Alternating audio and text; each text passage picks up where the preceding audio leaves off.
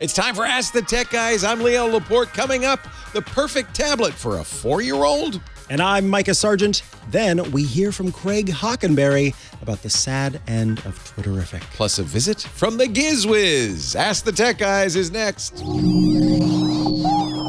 Podcasts you love. From people you trust. This is TWiT. This is Ask the Tech Guys with Mikah Sargent and Leo Laporte. Episode 1958, recorded Sunday, January 22nd, 2023. 2 cups and a meltdown. Ask the Tech Guys brought to you by Fortra. The cybersecurity landscape is full of single solution providers, making it easy for unexpected cyber threats to sneak through the cracks. That's why Fortra created a stronger, simpler strategy for protection. They're your cybersecurity ally, working to provide peace of mind for every step of your journey. Learn more at Fortra.com. And by ACI Learning. If you love IT Pro, you'll love ACI Learning. ACI Learning offers fully customizable training for your team in formats for all types of learners across audit, cybersecurity, and IT. From entry-level training to putting people on the moon, ACI Learning has you covered. Visit acilearning.com to learn more. Thanks for listening to this show as an ad-supported network. We are always looking for new partners with products and services that will benefit our qualified audience. Are you ready to grow your business? Reach out to advertise@twit.tv and launch your campaign now. It's time for Ask the Tech Guy. Oh, Ask the Tech Guys, my favorite time. Who's on the show today? Who's on first? Leo Laporte. I've heard of him. And Mikah Sargent. Oh, I love him. Oh. Hello, you. Hello, you. Hello, you. How are you today? I'm opening a present. Ooh. It's some sci-fi books, it looks like, from the author. I like it when authors send me sci-fi books. Who are we going to talk to on the show today? I'll tell you one. Very exciting. GizWiz.biz. Dick DeBartolo will be joining us with his gadget of the week. Many gadgets, actually. Yeah, because he's been off for a few weeks. Yeah, he's collected a few. And so one of the big stories of the last week was that Twitter had disconnected its what they call the third-party API, which means the ability of anybody to use a program to access their tweets, not Twitter's. And of course, this has happened before. Twitter did this once before, but they really didn't completely disconnect these third-party apps. People love Twitterific, which came out, I think, a year or two after Twitter. They love TapBot's Tweetbot. They love, there was Tusk for Android. There were quite a few third-party apps. I use TweetDeck myself, which is owned by Twitter, so I think it's still working. But one of the reasons I like those apps, and I love TweetDeck, is because you don't see any ads. Mm-hmm. Yeah. It's probably one of the reasons Twitter doesn't like it. Exactly. And just the lack of control of the entire experience. Yeah, well, I don't, for instance, anymore have I didn't on my third-party stuff, a For You tab, which I really didn't want. Yeah. Because that's not people I'm following. A lot of that stuff just doesn't appear in the third-party apps, probably mostly because the third-party app designers are trying to make an app for people who don't want that stuff. Yeah. But Twitter wants you to have that. So the first thing they did is you just turned it off. That was a week ago Thursday. Mm-hmm. And then that puzzled people. Mind you, suddenly they turned it off. Yeah. That puzzled people a bit. And then they said a few days later, well, you broke the rules, to which all these third-party apps said, well, we've been doing this for 15 years. What rules? And then they couldn't find the rules, so they made some rules, and they changed the rules. And they said, those rules.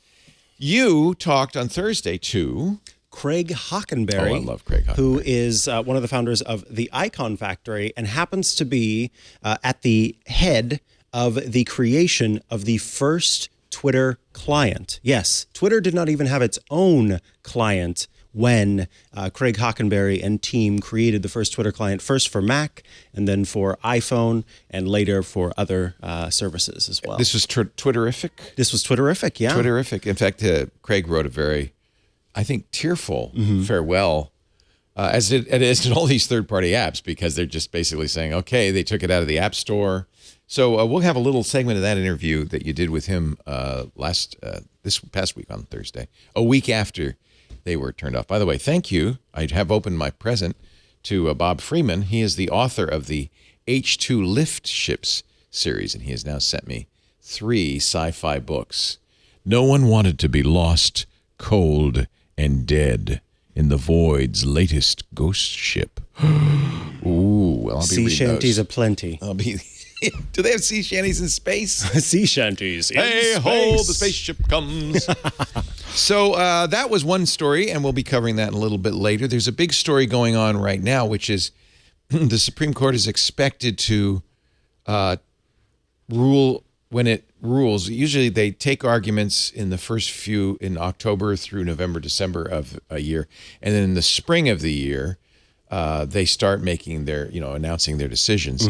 There's a case they're seeing right now, Gonzalez versus Google, that is a significant case for, and this is a little hard to describe, but I think it's important that you know, Section 230 of the Digital Millennium Copyright Act.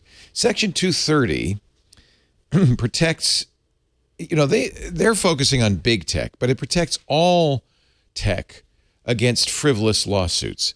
For instance, we have a Discord, we have a chat, we have forums, we have YouTube, we have comments on a variety of places. We're protected against somebody putting something in there that is bad, wrong, or illegal from liability. We're also protected from liability for deleting it. We're allowed to delete it, and we can't be sued because it was there, which seems appropriate to me. Now, the focus, of course, is on, well, Google and Facebook should take this stuff down. But it's more than Google and Facebook. In fact, it's very much more than Google and Facebook. It's a lot of little people like us. Without that Section 230 liability, if you were to go in our chat room and post a song by, let's say, Mariah Carey, and Mariah Carey's label decided to sue, they could sue us, not the poster. Now, right now, the judge would throw it out saying Section 230, they're protected. But if Section 230 goes away, and that's the possibility in this case, then we would have a problem because, frankly, I think most of us would just stop running. Have to close things down. Have to close those sites. So the Supreme Court is hearing, it's an interesting case. It's Gonzalez versus Google. They're being sued by the family of a young woman who was killed in 2015 by an ISIS terrorist group in Paris. Okay. The family's suing Google because they said it's your fault, Google, because, and this is a subtle difference, they allowed ISIS recruiting videos to be posted. They're protected, by the way, Section 230. They try to take those down. But then the family says, but they did something worse. They allowed the algorithm to recommend those videos. And by doing so, they radicalized people. So the Supreme Court is going to hear this case. I'm not sure I don't think they've heard arguments yet, but Google has submitted, Meta has submitted, a lot of companies have submitted friends of the court briefs to the court saying you can't get rid of this. I think frankly, for me, there's less sympathy for Google and Facebook because they have the means and the weapons and the tools to moderate. I also, and we got into this on one of our shows earlier this week. As you know, Jeff Jarvis is a Section 230 absolutist. He says, under no circumstances should be modified in any way because it does two very important things. It gets us off the hook so we can run these discussion groups, and allows us to moderate. We're neither liable for letting the thing up or for taking the thing down. And this is really important because I would, if you posted Mariah Carey's latest hit in the chat room, I would take it down. Our moderators would take it down. If you posted hate speech, we would take it down. We do. We have the right to do that. Section 230 goes away. The person whose post is taken down could sue us for taking it down. So there's no winning without it. Yeah, that's the argument. Yeah, it's kind of a problem. But and this is where we got in a fight, and I'm really curious what you think about this, Mikah. I think that Google should be liable if their algorithm promotes the content. That's going a step farther than letting it be on the site or taking it down from the site. It's telling other people, oh, you should look at this ISIS recruitment video. So I agree with you because first and foremost, I think we have definitely, as a society, underestimated the power of the suggestion that exists there. And okay, so some people end up learning these tools where they are less likely to be swayed by their peers, that peer pressure that leads you to do something that you wouldn't otherwise do. But the thing about these algorithms is, due to the subtlety and the fact that it's not coming from a human being, you are less likely to realize the sort of peer pressure, so to speak, that's involved in that, and become susceptible to it much easier. And I think that we have to consider the psychological perspective of this when we're considering it. And I agree that a big company like Google that should be taking some of the money that they have and improving upon the moderation that they do and improving upon those. And in their defense, they did take those videos down, and they say, we always take them down. Mm-hmm. Nevertheless, their algorithm, until they were taken down, did recommend it. So my problem is that these algorithms are created by companies like Twitter, Facebook, and Google to make more money. In this case, sometimes algorithms are not used that way.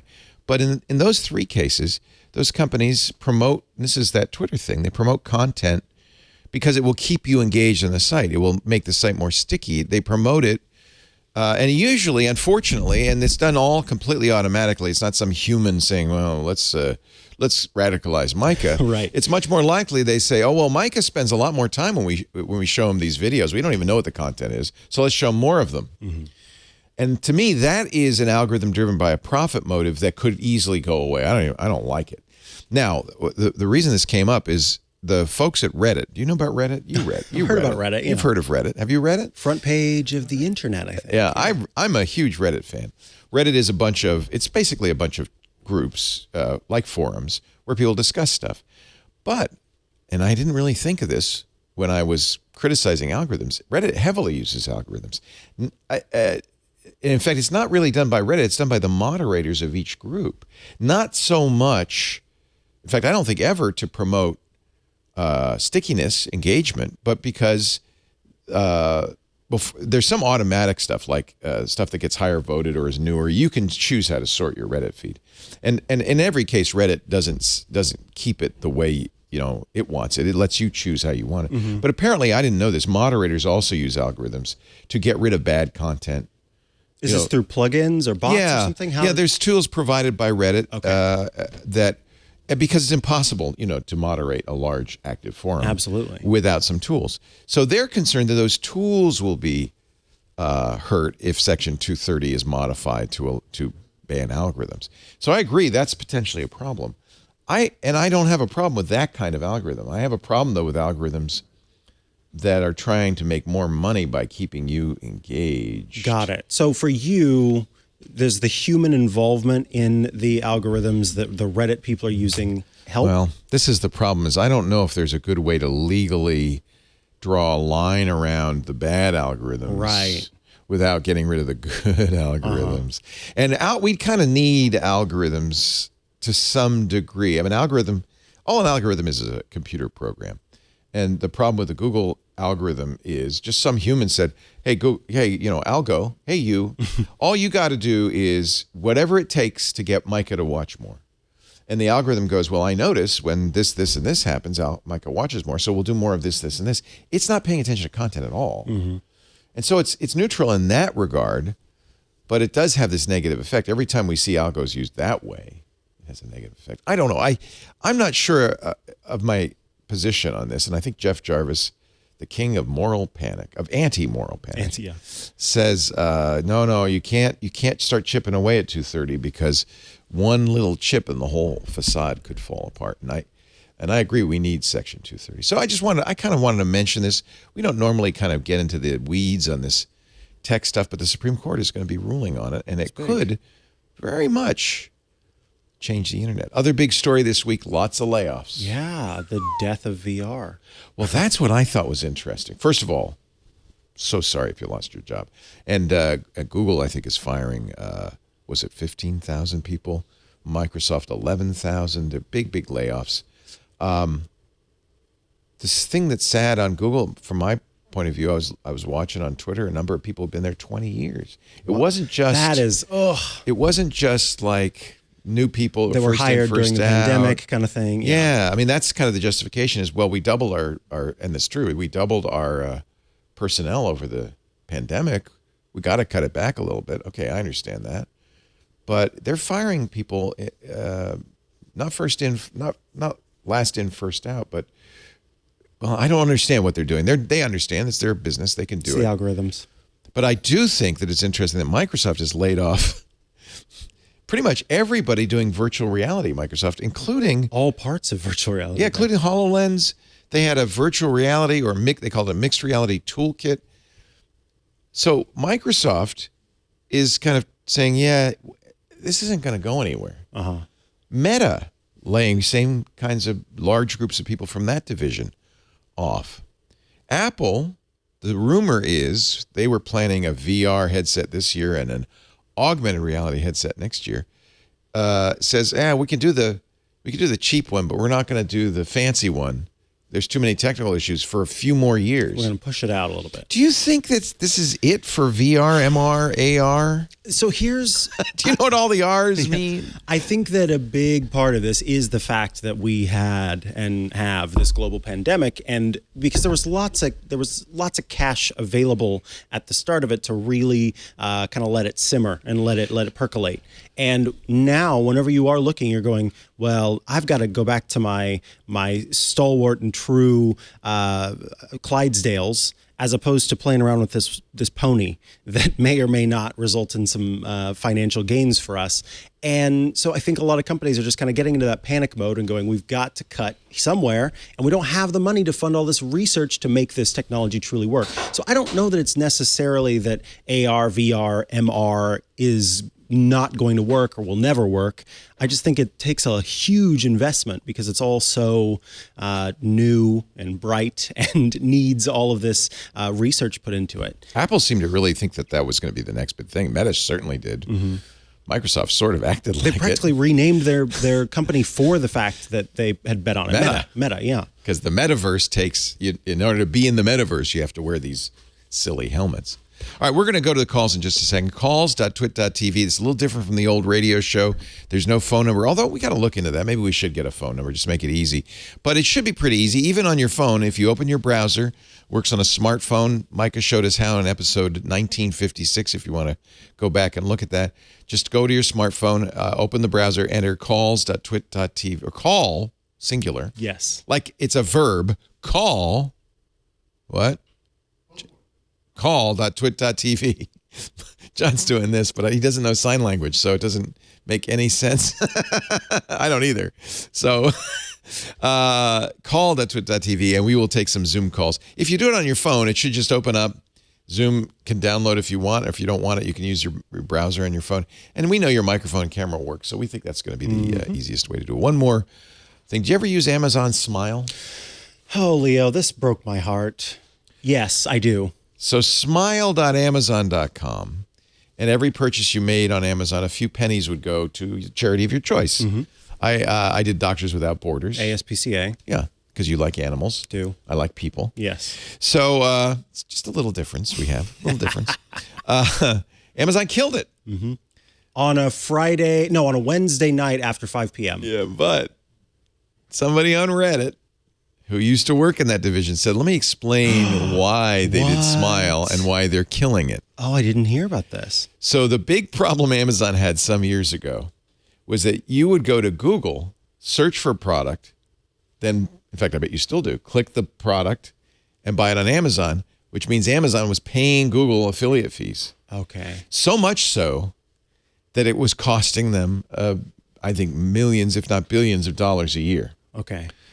So the center that was designed is in Amazon to increase profitability, not to do nice things for people, but to increase profitability, said, we got to figure out a way to get people not to go to Google, but to go to an Amazon thing so we get all the money.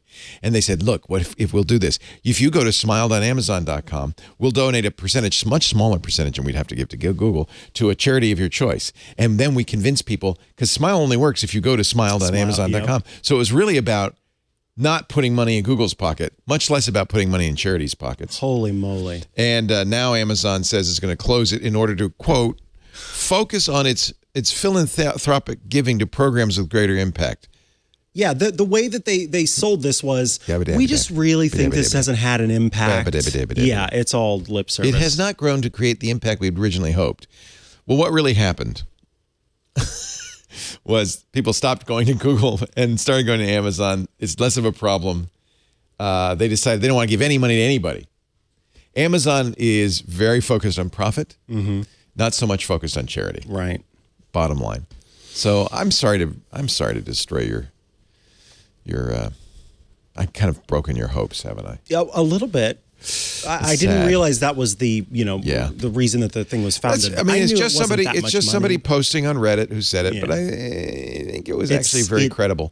It smacks of truth. Yeah, and then somebody immediately afterwards said, "Yeah, I was in that division too," and you're right.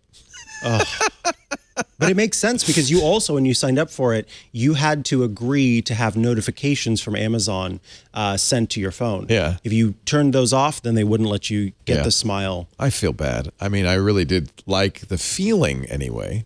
I was nice getting that email. It's like, hey, $1 million was sent to. How can they say $1 million is not impactful? That's what I was saying. How can you say I talked about this on Tech News Weekly, and I'm like, even if it's a small impact, that's still an impact. You can choose to not make an impact, or you can make an impact. And, just like the way that water can erode the land, bit by even bit, small impacts make a big difference. You ever seen the Grand Canyon, baby? Yeah. Okay. The Grand Canyon. Let's do. Dick DeBartolo is ready to be with us, but I really want to do one call before we do that. If that's okay with you, only if it's okay with you. Me? I'm great. You're the boss. Okay. Well, let's do it. Let's do it. All right. Now I have to see who's got his stuff turned on. Didn't we talk to Kevin last week? I think we did. Did we talk to? I want to make sure everybody who wants to can get on. How about we'll put Tim on the air? Tim is clearly on his phone, which I really like. Tim, you're going to get a little pop-up, as always. It says, you want to talk? You sure you want to talk? Press that button. Nice. Turn it sideways. Let's see how that helps. See if it... Hey, now your head's even bigger. But you got to... Yep. My mom calls me on the iPad, and I always say, look, go over to the camera, and she's got her thumb on it, and she's always looking over here where I am. And I said, look at the camera, Tim. Hi, Tim. Welcome. Where are you from? Minneapolis, Minnesota. And are you under 6 feet of snow? It's slowly melting. Oh, okay. That's actually worse than the snow, isn't it? The kind of the aftermath. Yeah, it melts, and then it freezes, and like that. Yeesh. What can we do for you, sir? I was wondering if all of the budget cuts and tech stuff going on would it delay certain advancements? Oh, that's a good question. Good question. Tech spends a lot of money on R&D, and I don't see them cutting that. They will choose to make cuts in other places, I think, before they cut back on research and development, because I think companies have to think long term as long as they're able to, right? Yeah, it's a great question. I mean, that's what these companies are really trying to do with all of this stuff like VR and cars and, all the AI. They're trying to find the next big thing. And most of these companies understand, they call it the innovator's dilemma, that, this Clay Christensen wrote this classic book, and everybody in Silicon Valley has read it, that says the problem with innovation is once you start making money on a product, let's say the iPhone, it's very hard to change your business model to do the next thing. And all these companies understand this. So the layoffs, to me, look, again, my heart goes out to anybody who's lost their job. I'm so sorry. That's horrible. That's just a horrible thing. In most cases, I think that when the companies say this is right sizing, they're not far wrong. They, in some cases, doubled staff during COVID. And so now they're getting rid of a small percentage of the new hires. So it's a good question. Is it going to impact their ability to innovate? I think it's not long-term that's being changed. It's mid-term. An example of this is what we just saw from Apple. From the sort of analysis of how this all worked out, the thought is that Apple would have released these products earlier. In fact, at the end of last year, but they waited to release them until the beginning of this year for a couple of reasons. One reason being that they wanted to have the supply in line so that you could order it and get it whenever it was supposed to launch, because the iPhone had a very long lead time on being able to get it. And the second thing was so that they could prop up this quarter in terms of earnings. They wanted to have a better quarter. Yeah. So those two things kind of work together to have them release the HomePod, release the MacBook. In other words, they play a lot of games. You're playing a lot of games. I wouldn't. It's a great question. I wouldn't worry. I mean, where's most of the big innovation happening these days? It feels to me it's happening. Oh, goodness gracious. I don't know what's going on. Generative AI? Feels to me it's happening in AI. Mm-hmm. Yep. ChatGPT. Sam Altman, who is the CEO of OpenAI that created ChatGPT, this week said, don't get your hopes up because they're talking about the next version, ChatGPT 3. He said, people think it's going to be a AGI. What does that stand for? General artificial intelligence. Oh, gotcha. That's like going to think like a human. And he says, don't get your hopes up too high. But they are still working very hard on it. They're going to get better and better and better. And there's money being paid to this more than anywhere else. Yeah, I think there's a lot of money. Somebody in our Discord, 0011, hello 0011, says there have been no layoffs at NVIDIA. What is NVIDIA's business besides graphics cards? It's those processors for self-driving vehicles, and it's in artificial intelligence. Yeah, no layoffs at NVIDIA. So I guess it's the category that you're in that it really matters. Hey, I appreciate the call, Tim. It's nice to hear from you. Stay warm in the Twin Cities. Should we do a little Dickie D? Let's do it. It's time for... We don't have any disco to play, so just everybody pretend you're discoing. That is not disco. Dick DeBartolo, Mad Magazine's maddest writer for more than 5 decades, and our Giz Fizz whiz. He hosts the Giz Fizz on Wednesday evenings on the network, twit.tv, and he is also our gadget guy. Hi, Dickie D. Leo, how you doing? So Mikah? Hello, so good to see you. The same. So this radio the radio's gone, and this is great. Yeah. It's interesting because I want to make it kind of like the old radio show, but there's something missing. I don't know. Do you notice that? 19 minutes an hour of commercials. Yes. And it does change, believe it or not, it does change the pace of the show a little bit, right? I would have stopped after our Tom's call and said, we'll be right back with more after these words. And then you'd hear some, hemorrhoid cream ads and things. And then it'd be Dick. But now we just go right into it. So I don't know. Maybe we're going to have to make up some stuff to put in between. Do you have any suggestions? Well, when do you get to run and get coffee? Oh, we don't do that anymore. Yeah, we don't get coffee. Oh, you don't do... I see. No, actually, we've been talking about that off the air. Like, how do we, we need something to, yes, we need something to go get coffee. So Dick has joined the radio show. For how many years did you do the radio show? Like 13 or 14 years? Yeah. Since we 2005, I think, or 6. Wow. 18 years. I was the third show you ever did, so whatever that comes out to. You were on the third show? That was 2004. When we met, you said, I have a monthly show, I have a weekly show, I need a daily show. Oh, that was the podcast. I think it was 2005. That was the Daily Gizwiz. Yeah, exactly. Yeah. Daily. Exactly. So a long time. The guy has gadgets galore. He has so many gadgets, he actually pays a significant amount of money every month to a warehouse down the street to store his unused gadgets. Yeah, it's like an old folks' home for gadgets. We even had a segment on the Daily Gizwiz called Dick's Gadget Warehouse. And I came to visit Dick, and we actually brought cameras down into the warehouse. It was interesting. To say the least. It was like, it's a castle. It's in a castle. Yeah, and the funny thing is, you said, should we add sound effects until you heard the elevator, which would go. Oh, my God. It was crazy. It was like an old chain elevator. I mean, it was built as a warehouse. Yeah. In Manhattan. In Manhattan, the Sophia warehouse, it's on 83rd in Amsterdam. Can you imagine what the rent is? Oh, my goodness. In Manhattan? Yeah. To store stuff? I believe I think Sophia owns the building. They'd have to, otherwise. Yeah. And the guy who owns it I don't know if he's still around, but he told me when they originally built it, IBM had the entire top floor. Oh. And only they had access with the elevator to get on that floor because it was a development center for IBM. So it goes did they back ride that long elevator, time. though? That creaky, clanky? Yes, I bet they did. Special Yes. key. I will find the sound effects, because I said, Dick, just let me record this sound, because nobody's going to believe this. It's like chains dragging across the floor. It's kind of It's better now. like- It's better now. They finally put in a new elevator. thank I think just God. using my rent money. I was going to say Yes, years of exactly. rent have finally allowed, yeah. It's a profit deal. Dick, what do you have for us this week? Well, we're going to talk about a few things from CES 2023. Beautiful. Chad Johnson, the co-host of the GizWiz, loves going. And this is the second year, or maybe the third year, we have a deal. I read all the press releases. I find the interesting stuff. I call him in Vegas, and I say, go get footage of this.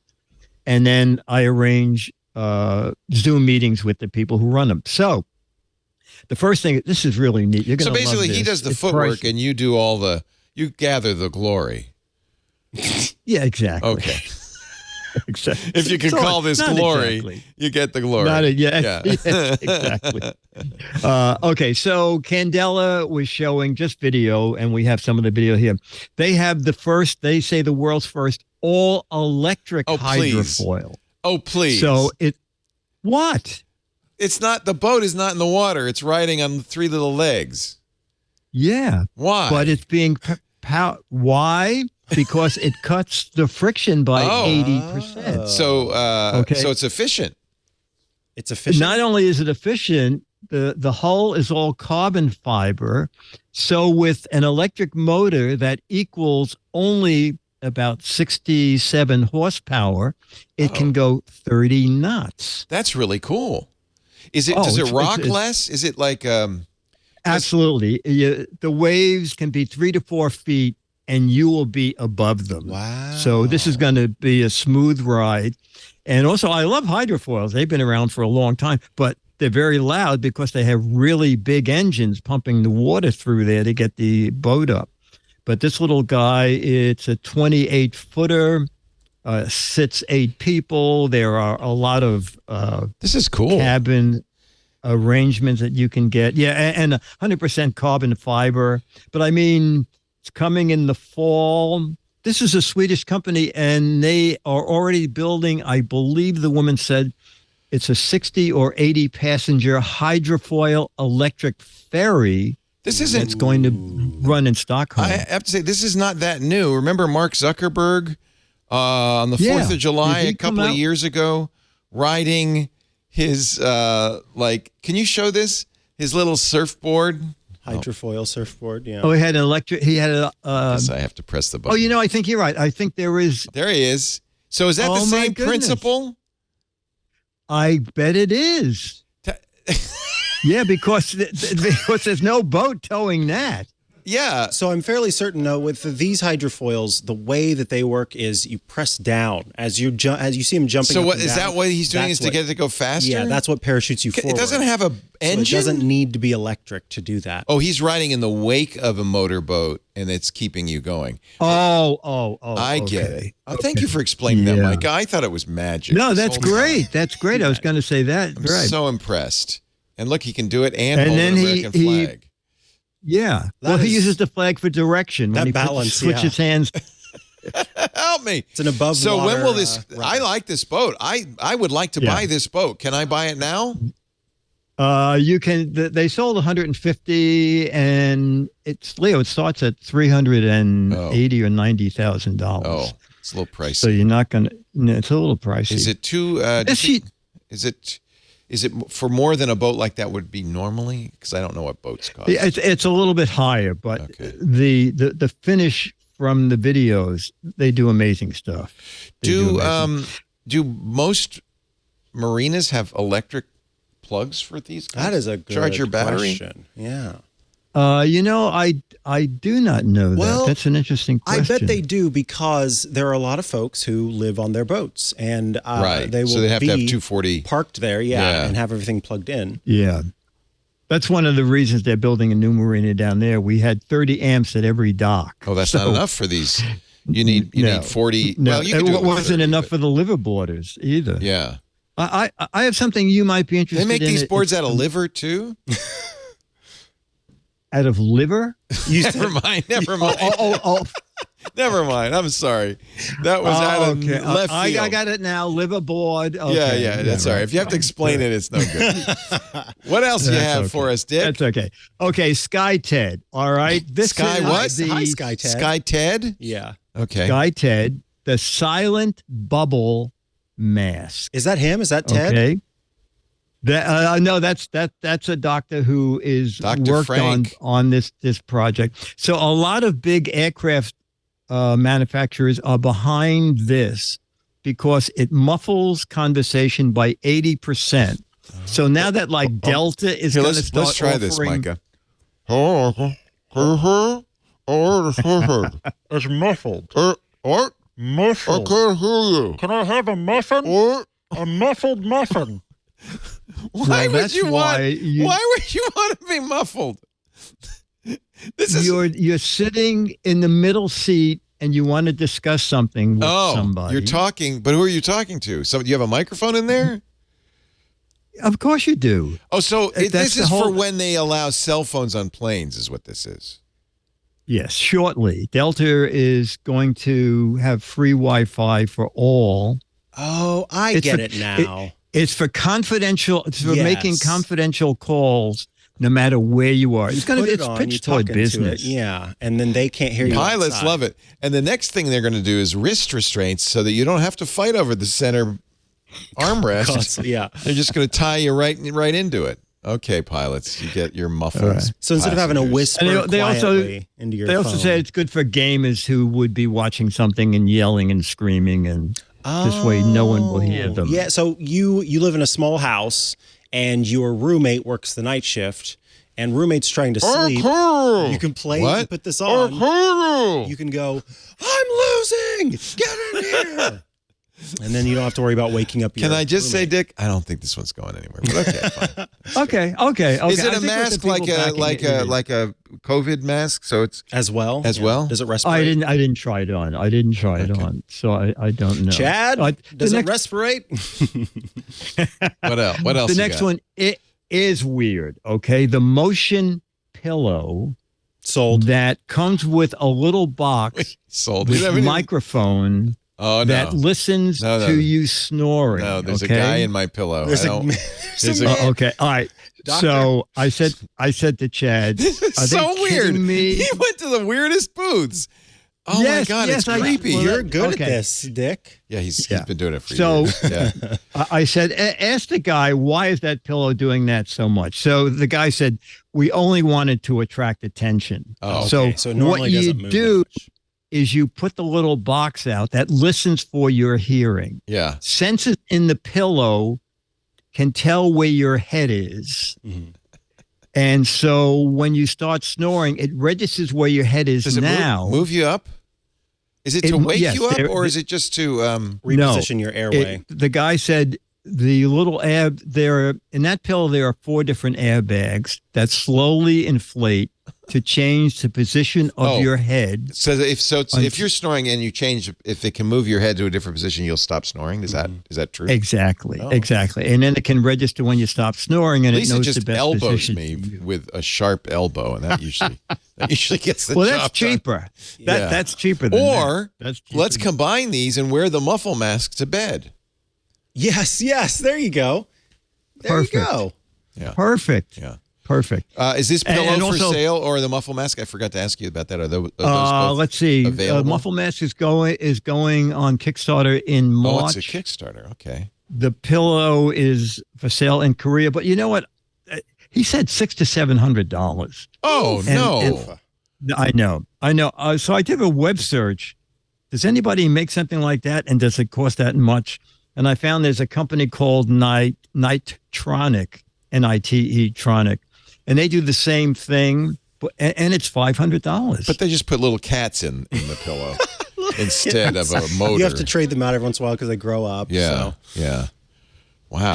I do have cats to And do that. I if I could train the cats to wake me up when I'm snoring, that would be good. See, that's the thing is, Well, that's not a bad. you that's don't not a want to bad be idea. woken up Just because bat then your it head. interrupts your sleep. So to stay asleep and have your airway, which is, it's almost all snoring is Adjusted. based on airway obstruction. Oh. So yeah, if your head can be adjusted in a way that it then reopens that airway, that's actually, it's a really smart idea because many snorers, they end up not getting great sleep. Yeah, because you wake up. You wake up because your brain tells you, you are dying right now. You need to wake Well, up that's sleep and move. apnea, right? Yeah, that's exactly. very dangerous. Yeah, killed Princess Leia, I believe. Well, and not only that, it has a lasting impact on your body. It can change your heart. I'm going into it, but anyway, yes, this is a cool Okay, thing. right. This pill is really cool. Micah used to do a sleep podcast. Yeah, and I'm so very into sleep Oh, stuff. okay. Sleep science is so big. they Yeah. are. They Sleep are. science. So the He's a sleep nitronic scientist. the nitronic one has 6 airbags to move your head. It's even better, where the one at CES only has 4. and it's less expensive.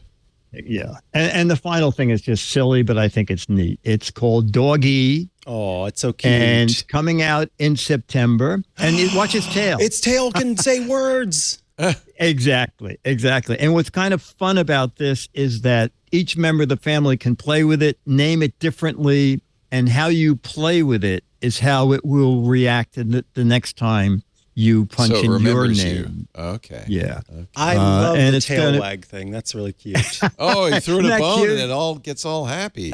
Yeah, a virtual bone, a thank you, the tail can say. Aw. And this is in the fall for $80. Coming in the fall. Oh, that's not bad. The dog-e.com. But you know what? You don't have to remember that website. All you have to remember is gizwiz.biz. That's Dick's website, gizwiz.biz. And I like it. Thank you for changing your button to add an S on the tech guy. And click that's on nice. that. I changed the whole header. Go You to got a that. whole Well, new mine header did. there with Micah and I Yeah, are. yeah, Thank yeah. you for doing Oh, that. that's so awesome. Yeah, That's no problem. nice. No So problem. gizwiz.biz and click the button that says the GizWiz is the tech guys. While you're there, though, there's lots of other gadgets he showed on World News Now. The What the Heck Is It contest. I haven't seen the new one. What the heck? This is for January, February. Identify this gadget, and you could be in the running for an autographed copy of Mad Magazine. But just remember, there's 6 for the right answer, 12 for the wrong answer. So be wrong. So what is it? I mean, what are we identifying? The cable, the cord, or the whole thing? That's the way it comes out of the package. That's what I told my doctor. Oh, ooh! We need a little rim shot sound, I think. Yeah. You should okay. get, John Ficarra had a drum in his office, so he could do Did he rim really? shots He would for. play. Yes. I know what this is. Editor of Mad Magazine. You know what it is? Yes, this is for a squirrel's toilet to make sure that if there's ever a clog, It's to snake the squirrel. snake the squirrel's toilet. Okay. Yeah. It's a squirrel snaker. Wow. Okay. Yeah. Okay. But it looks like it hangs on the wall. So, and I don't think squirrels have walls. They do inside of their tree houses. Oh, inside the house they have a wall. Yeah, Okay. yeah. That's true. Oh, They have a it's toilet. beautiful. They must have a wall. Exactly. Their Yeah. tiny Yeah. porcelain toilet. They have great woodwork in those squirrels. Scooter X did a Google image search, and I came up with this. I don't Oh wow, they're earrings apparently. I don't think that's right, but anyway, if you're It's in a the thought. Discord, it's a thought. Go to gizwiz.biz, click the What the Heck Is It contest, chance to win an autographed Mad Magazine, which I would love it that you do that. Last month's was a bottle holder, a bottle with a half. It was the simplest thing, and only one person got it. It's simply it is a bottle. it's simply a bottle that folds in half for who knows what reason. for transportation. Yeah, to make it more compact. Yeah. And you can buy it for I bet $4 I bet plus it $5 leaks. shipping and handling. Probably leaks everywhere. It's an invertible bottle. It's the most frustrating bottle in the Dick, world. you are amazing with the stuff you find. I agree. I swear. I don't know where you get all this Well, stuff, but this is good. I spent a lot of time hunting He for lives. weird He lives stuff. it. Yep. That's how I ended up here. Yeah. Zing. Go to gizwiz.biz, play the What the Heck Is It contest, gizwiz.tv for the podcast he does with Chad. Thank you, sir. Thank you so much for your time. Okay, this was great Thank you, fun, Dickie guys. D. Oh, it's Okay, always nice take to care. see you. Now I do need a cup of coffee. But we can't do that. Thank you, Dickie D. Okay, buddy, take care. Just going out. Micah, Bye-bye. thank you. Farewell. Take care. Bye-bye. Dick does the Giz Fizz, which is a live show on our stream every Wednesday after the Twig show, about 5 o'clock Pacific, 8 p.m. Eastern, middle of the night for you universal time zone folk. Let's take a little break, but I do want to mention our sponsor, Fortra. This is a fairly new sponsor. We're really happy to have them. You may not know the name of Fortra, but I bet you know the name Help Systems. For 40 years, Help Systems was known for helping organizations become more secure, more autonomous. Over the years, customers have said that it's gotten harder and harder to protect their data, and Help Systems decided to evolve as the cyber threats have evolved to become Fortra. So I want you to know this new name for a good friend, an old friend, Help Systems. Cyber threats evolving, they're becoming more powerful, more dangerous than any time in the past. We know that, right? Just look at what's going on with ransomware by itself. In an industry where the only constant is change, the only way to keep up with that is adaptability. That helps you grow in the right direction. Help Systems listen to their customers' concerns. They problem solved. They delivered with impressive results.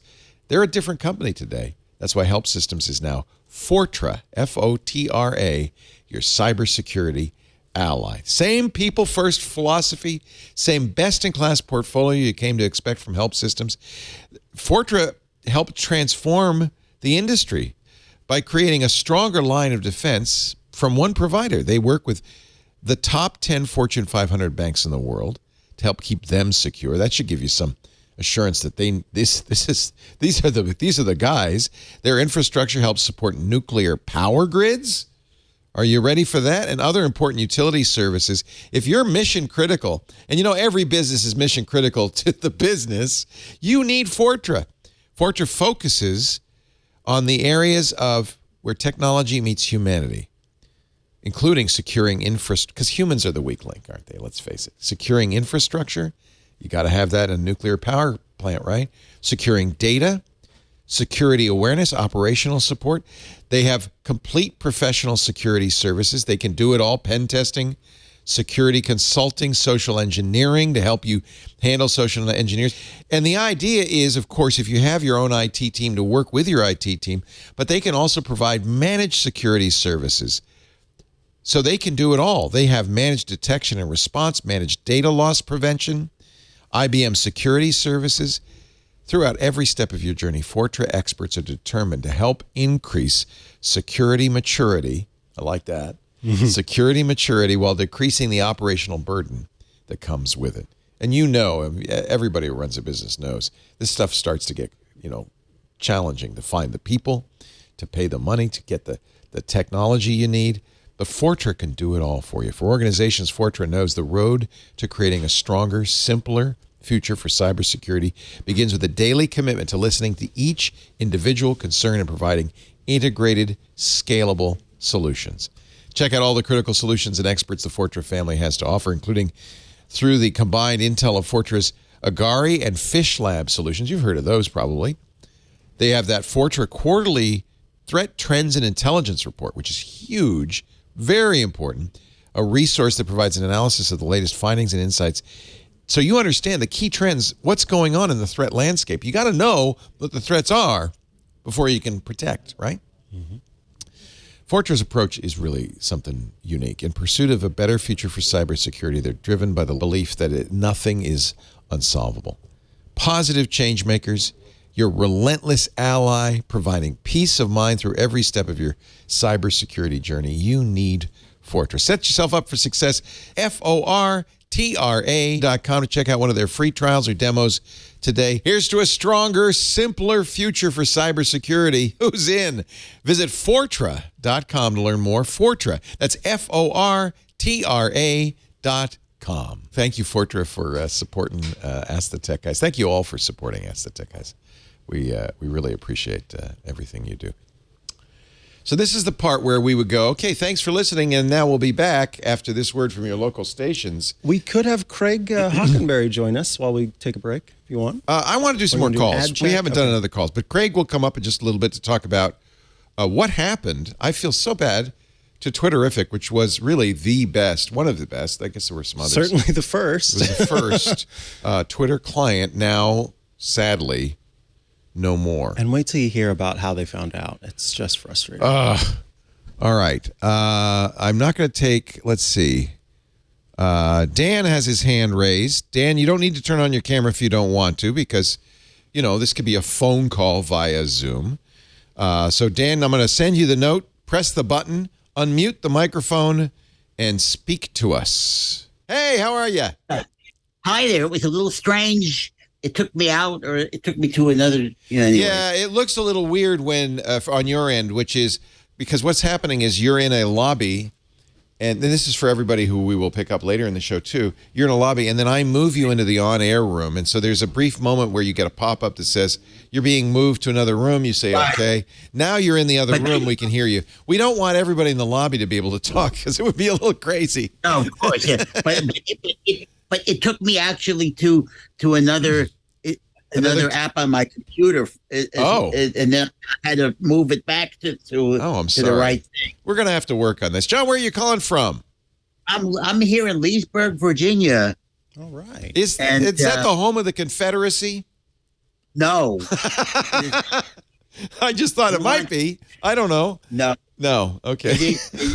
But it is, it is an estate that the Confederacy took over. Well, I thought it might be named after Robert E. Lee, is why I thought it might be called. No. I think it's got it. I think it might be named after Harry Lighthorse Lee or something like that. Oh, there you go, Lighthorse Lee, the old 100 and thirst. So, what can we do for you, John? Well, I use different computers and I use screen readers on all of them, and I have Linux, and I'm trying to use the BitWarden CLI. Oh, the command line interface. But it is a mess to use. It's funny. I love it that they have it. I haven't tried using it. They have a graphical, it looks exactly like the Windows and Mac one. That doesn't seem to work. It's inaccessible. Maybe they're using an old version of Electron or something, but I can't even. So first of all, I have to disclaim this. Bitwarden is a sponsor, but it also it's turning out to be, I think, the number one place people go when they leave LastPass. Certainly I did. Steve Gibson did. So I want to make sure that it works for you for those two reasons. Which version of what distro of Linux are you using? Well, I'm using Gen 2. Okay.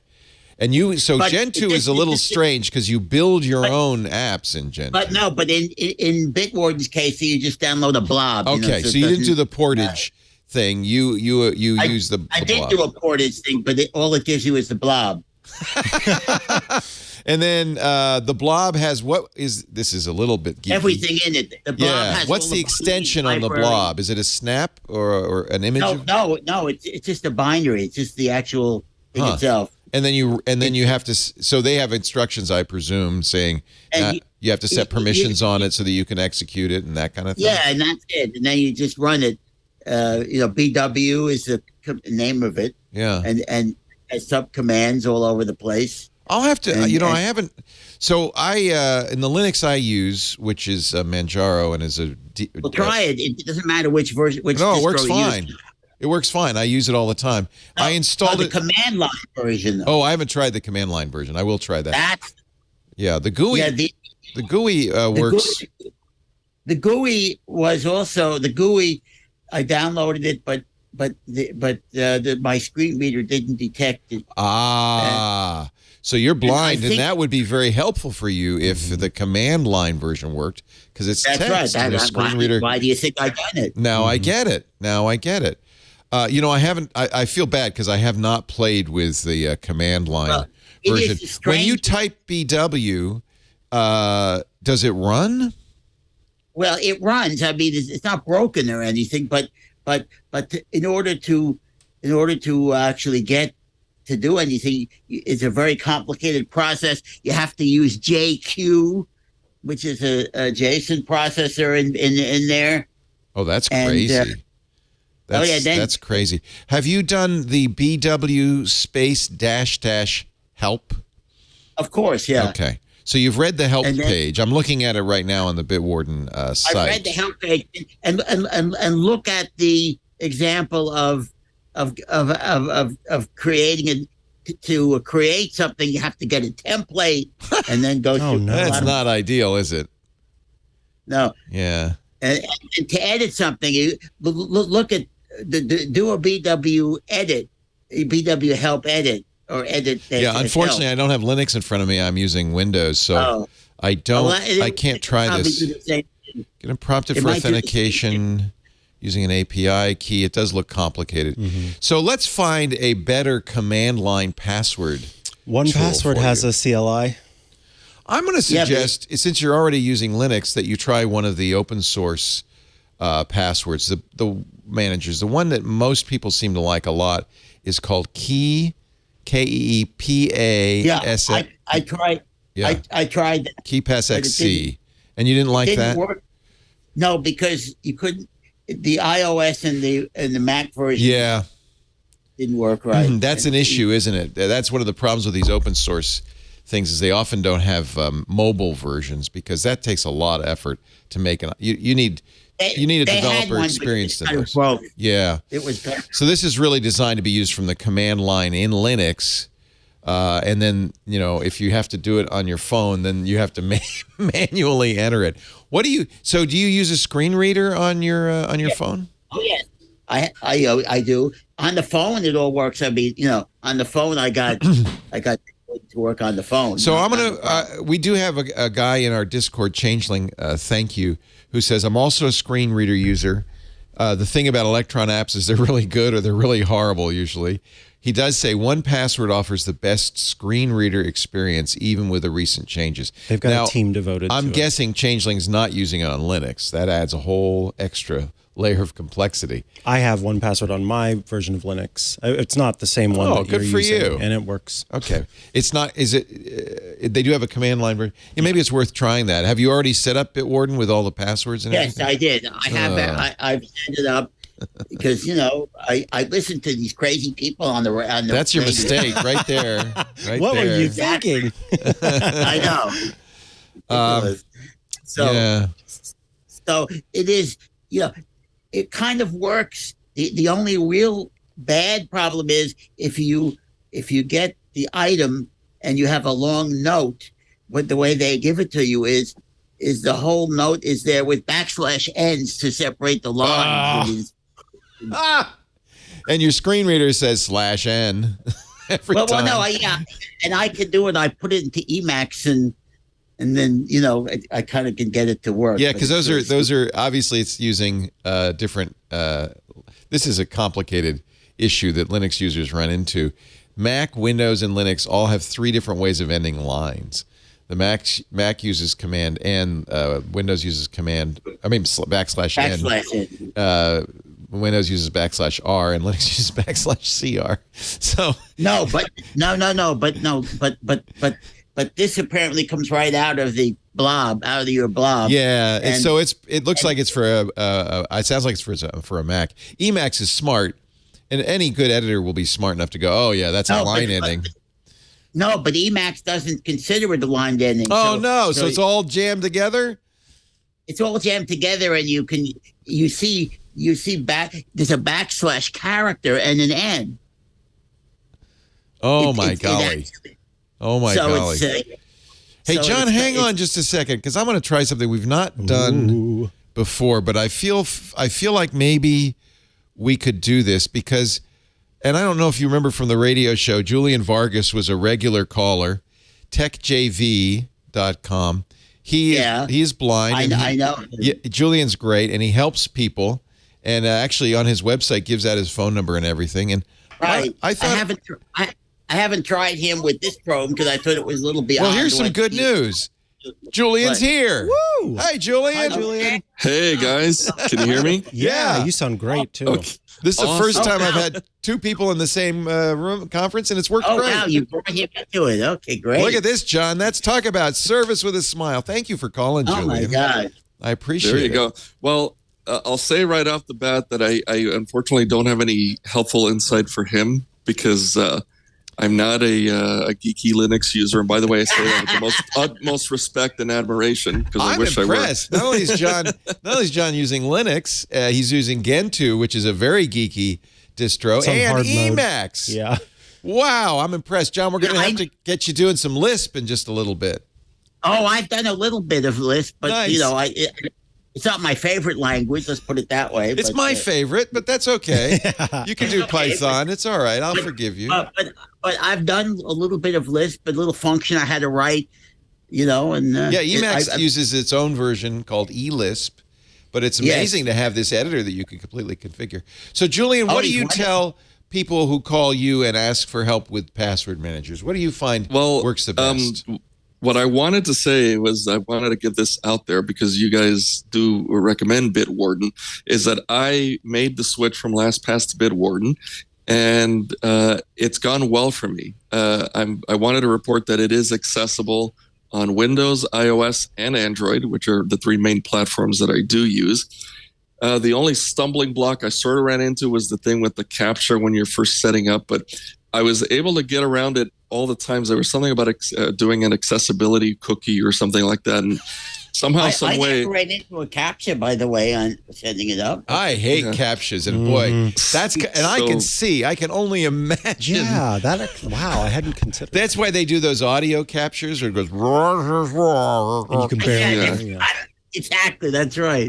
Those things are a pain. But yeah, the thing is, I never had to enter anything. I was able to hit the accessibility cookie option, and somehow, some way, I got around it by hitting something that says I'm human or I'm not a robot, and I got through. And I set it up on my iPhone, my Pixel 6a, as well as my Windows computer, and it works well on all platforms. The migrating of the password vault was quite seamless. It was quite easy, actually. Mine was not. I had a note that was too big. I had a note that was too big. Oh, that is, and I actually mentioned that on when we talked about moving over. You can make notes that are bigger or somehow incompatible in LastPass. They only 10,000 characters is not very big. I don't know why they. Well, spread it over two notes, I guess. I don't know. I think I had to do 4 or something. Oh wow! You have a 40,000 character note. It was 35,000. I mean, it is. What is like it? A novel? Dear Doctor. I guess he wants to secure his War and Peace text version. Whole list of phone numbers and just a bunch of stuff. Oh, I get it. Yeah. Yeah, that is a problem. There's a difference. That's a difference. You know, I call it an impedance mismatch. Is as if the train tracks didn't match, and then you That's get. right. But exactly. But there's a few minor annoyances like that. But I think first of all you're going to be more secure. But I really want to get it so that it's more accessible. So I'll tell you what. This week I will go. I will look at the command line version of it. I'll see if I could come up with some easier solutions for you. I think part of this. You have to use JQ as a JSON project. Then you break out the fields. That's not okay. No, not. You shouldn't have to interpret the output at all. That's crazy. Oh, then you have to encode it back again, before you can put it back into the vault. Oh no, that's so inconvenient. You're not going to use it, and that's a big problem with the password manager. It has to be easy enough to use that you are willing to jump over that hoop. That's right. I have to say one thing though. The sound quality on Julian and John is fantastic. It's Julian. I'm used to hearing you on the phone. You sound so good. You have this nice voice. It sounds so much better. I'm glad we can use Zoom for some of these, even though there's technically. And I'm using the computer on my Zoom. Zoom. And it's working great. And you can see me if you're interested. I don't know. I will try to play with it over the week and see if I can come up with some answer for you. Great. Thank you, John. Right. I appreciate it. And thank you, Julian. I'm going to give you a big plug because Julian really is a generous person. His website, techjv.com. He's got his phone number there. But I'm going to give out his email if you are blind and want some assistance. Help@techjv.com. He specializes in what he calls mobile assistive technology, training, consulting, tech support, and presentations. And you are always a great help on The Tech Guy. I'm so glad to have you on Ask the Tech Guys. Thank you, Julian. Yeah, you're so welcome, and I'm glad to follow you over here. And I do still listen. Yay. And I also plan to listen in on Rich's show, and if anything comes up there, still help on that side as well. Please do, because as you know, one of the things about being on the radio that's great is we get a lot of blind listeners because that's the medium of choice, and so it's really nice if we can help that way. And as you know, Julian, I've always said I do the best I can, but I'm not blind. So even if I put on a blindfold and tried this stuff, it wouldn't approximate your experience. So it's really great to have somebody who is blind can come in and help us out. So I hope you will continue to do that and help Rich get his show on streaming, because I hear from a lot of people who say, how do I supposed to listen to that other show? And I say, not my problem, man. Ask Rich. I don't know. Well, I mean, they can stream him on the iHeart, on the KFI feeds and things like that. And his podcast, and the podcast does come out usually the same day of the show, good. So it's still there. Oh, good. All right. So if you listen to the Rich on Tech podcast, is it the same feed as the old iHeart Tech Guy podcast? Yeah, basically, it just comes out and it'll say a new thing, Rich on Tech. Good. Okay, good. Well, I'm glad they kept that alive. So that's another way to do it. Thank you so much, Julian. Thank you. You're so welcome. Take care. Have a great day. I appreciate it. Now pushing all those weird buttons to move people around. It's a little more complicated to use the Zoom, but boy, the sound quality. Sounds really good. I mean, honestly, I talked to Julian for years. It's the first time I've ever heard his voice. Yeah. Truly. Like heard how he sounds. It's really great. All right, I think this would be a good time. We're going to take some more calls. Keep calling call.twit.tv. Again, understand that when I pick you up, then there's this process. You'll get a pop-up you have to accept. You're going to get moved around. You have to unmute your mic, and then we'll get you on the air. And John Ashley is going to cut all that stuff out of the show. So if it bothers you that we do all this messing around watching live, then you can check it out after the fact. Twit.tv. Cut that part out. / Cut that part out. Yeah, cut that. Cut that. You earlier this week talked to Craig Hockenberry. I did, yes. Craig Hockenberry, founder of the Icon Factory and creator, along with the team, of the Twitterific client for iOS, macOS, etc. I wanted Craig to come on the show because Twitterific was one of several third-party Twitter clients that faced a change in Twitter's API, and I wanted to get a firsthand look at what that experience was like, and also get a chance to hear Craig's colorful thoughts on what happened. How did you even find out that this change had taken place? Did Twitter's developers reach out to you? Did you try accessing Twitter through? How did this happen for you? Well, there's very few people left at Twitter in their developer relations group, number one. Number two, there was no attempt on their part to contact us, to give us any kind of a heads up that this was happening. It literally was somebody, I forget who it was, but one of our customers said, "Hey, I can't log in." And then that word got to one of our engineers, a colleague of mine, Sean Heber. And he says, "Can you go check the Twitter dashboard?" And I checked the dashboard, and I saw this big red banner that said, "Your app is suspended." And wow, that is all we know at this point. They say, "Oh, we're breaking the rules," but what rules? Right? Because you've been doing it for this long. Yeah. Well, that's the thing. Over 16 years, we've complied with a lot of rule changes that they've made. Everything from, how you display a tweet, which ways you authorize with the service. There have been numerous changes over the years that we comply with happily because we get value out of it. Our customers get value out of it. Twitter gets value out of it. Not enough value, apparently. So you did this interview on Thursday. Shortly after the interview, Twitter changed the rules and said, "Oh, those rules that we just changed, that's the rule you broke." And the rule was no third-party clients essentially can use our API. So I thought the piece that Craig wrote and Paul Haddad from Tweetbot wrote, they were both beautiful kind of memories of, and as Craig pointed out, in fact, if you want to see the whole interview, it's on Tech News Weekly, twit.tv/TNW, recommend it. What he pointed out is that Twitterific was started a year after Twitter was started, and it helped Twitter do a lot of the things that you later liked about Twitter. It inspired the verb tweet. Yeah. It wasn't a tweet until Twitterific. The blue bird was a Twitterific bird, because the company that does Twitterific Icon Factory is famous for their design. So that's why Twitter was a blue bird. It's just shocking that the new ownership just really doesn't. But that happens when you take over Twit. You'll probably race the statue to me in the lobby. Yes, you'll probably and the Wednesday Psalms that we do for Leo. Take all that stuff out. Get rid of those. Yeah, take my name off the official history. That's normal. Actually, Musk did do that at Tesla. The guys who started Tesla and founded it, you won't hear anything about them unless you dig. That's not. He wants people to think I'm sorry. I don't like that. He started Tesla. I think that is the behavior of a person who is a child. That's what it boils down to. Some have said a malignant narcissist. Yeah, that might be appropriate. Those were better words than I see some hands raised. I want to talk to somebody we used to talk to all the time on the radio show who lives just up the road a piece. He's an old chef guy. In fact, I ran into him at Trader Joe's once. Richard, we're adding you to the official room. Unmute your mic and say hello if you can.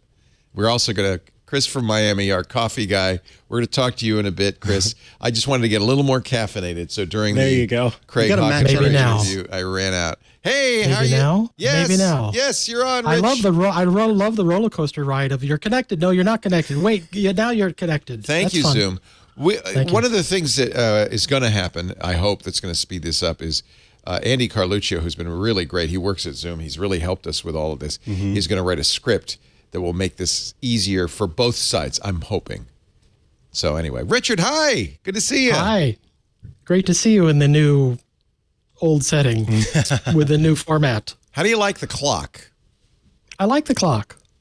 Very good. That was both very Vanna White of both of you at the same time. We are professional. Would you like to buy a vowel? Professional Vanna Whites. Yes, I'd like to buy a vowel. One of the first things I learned at Tech TV was how to show a product. And I don't know if they were saying it in jest or not, but we would do a lot of close-up shots of products. And they said, just run your hand, the back of your hand along the product as we're shooting it so that you know that this is not a static shot. And you know who does that on The Price is Right? What's her name does that on The Price is Right? And I watched her, and she taught me how to do that. Wow. So now I know. I once did some photography for a hand model. Really? And he traveled all over the world doing demos because he had beautiful hands, lovely hands, perfect hands. And even though we were doing static shots, he couldn't stop moving his hand across the product, across the bottom, across the edge, across the top. You learned feeling the Corinthian leather. You're feeling the fine Alcantara. Yes, exactly. It's amazing. Yeah. Wasn't it George Costanza who was a hand model in Seinfeld? I think so. And he yes. And he had to work. They really do have to keep their hands moisturized. Yeah, he had lovely hands. He was constantly moving his hands. I have an unusual tech question. Oh, good. Ooh, yes. Those are fun. So I produce online events for people in the old radio style, meaning that I have a sound cart. So when I get through with producing an event for somebody, I press the end button and it's a finished product. Oh, nice. We should do that. The commercials are introed. Everything is done in real time like radio. Yeah, I like that. In fact, that was always our intent with all of our shows, is to minimize editing by doing it live. They call it live to tape. I don't know what you live to bits now, I guess. I stick with tape just to confuse people. Yeah. And but the problem I'm running into is the products that are available, like Soundboard or Farrago. I forget the group, but Farrago, the sound cart type devices. Yeah. Take up massive amounts of screen space. Yeah. I mean, like, they're dumb. They're great apps, but they're like... You need one of these. Oh, no. There's going to be some $2,000 product. Not at all. It's actually fairly affordable. Elgato makes these. It's called the Stream Deck. Now, this is the Mini. It has only 6 buttons because they didn't want to give me too much power. but they make them with many, many more buttons, and they even now make them with knobs. And what that does is it means, and you what you do is you hook this up via USB. Here's a slightly larger one. This isn't even the biggest one. You hook this up via USB to your computer and then run some software. So that soundboard that you're running on your computer, you can in effect duplicate in hardware with buttons. You know, one of the cool things about this, you probably can't see it, but you can have any image you want on those buttons. So the buttons could have plain text, but they could also have something, an icon that makes sense for you, like a Denny's menu, so that you'd be able to, you know, push the hamburger button or push the hash browns or, you know, the Grand Slam breakfast button. Yep, got it. Am I a little hungry? I was confused You at might, first, but you might now I'm wonder. on board. But I feel a Danish order coming on. Little one's about $80. The they're big one's really surprisingly affordable. And this new one they have with knobs means you can control anything that has a continuous setting like volume. You can control. This is, do you remember, I bet you do, Richard, because you're that kind of guy, SCTV? Oh, sure. Yeah, the great show that launched John Candy and so many, Rich Moranis, and of course, the guy who later went on to do Schitt's Creek. I'm blanking on his name. Anyway, Rich Moranis, was it Moranis? One of them did a wonderful piece in which he was doing a music video show like a DJ, but he had a big switcher and he would do the T-bar. And he would do all this. It was hysterical. I like the T-bar. This is kind of like that. There's not a T-bar, but it's kind of like, and in fact, if you get the big one, it has many, many buttons. Plus, it has paging. So you really can don't even need to have press the lower left button and go to the next page, the next page, the next page. So there's really an infinite number, and it's completely configurable from your computer. I guess I have to. They can't see your screen. Oh, they could. I forgot. I turned it off temporarily. Let me go to it. Elgato is the company. ELGATO, and Stream Deck. Elgato is an interesting story. They were a Mac video company, got sold to Crucial, the memory company. And Crucial continued with one part of the business, and then Elgato decided to focus on streamers. And so a lot of the Elgato products they make lights, they make stuff for streamers. So the idea is you're a Twitch streamer, you're also doing it live to tape, aren't you? Yeah. And using various tools. And then you have this Stream Deck. Here's how to use it with OBS Studio. What do you use to record it with?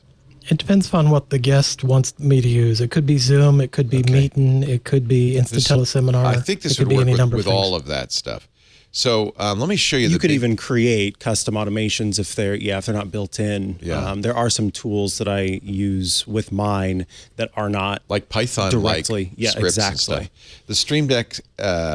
Is it the XL that has buttons? What's the new one? There's one with a pedal. Fourth one. It's the fourth Stream Deck Plus is with brand a pedal. new. I like the pedal. There's one with a pedal. So if you want to, cut off somebody, you can hit the pedal. So this has buttons, and these are a long kind of a strip.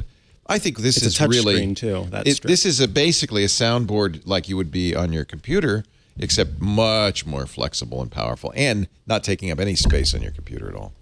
And the ballpark price is? So this one's $199.99. So then jumping to the idea of using something like a Rodecaster Pro, which has built in the possibility of also having 5 or 6 sound buttons on it. You could use also a mixer and all that. A switcher. Right. The Rodecaster, that's one of the reasons they did that, I think, is for people like you. And usually those buttons are like take 2, take 3, go to a different camera, that kind of stuff. But presumably you could do a variety of other stuff. I think, honestly, a lot of streamers use ATEMs or the Rodecaster, use a TV, small consumer-grade TV switcher, like the one that the guy used on SCTV, and then do that with a Stream Deck and let the Stream Deck do the sound and other things. It's really very powerful. It's I'm a big fan of that. We've used it in all kinds of interesting ways. Yeah. All right.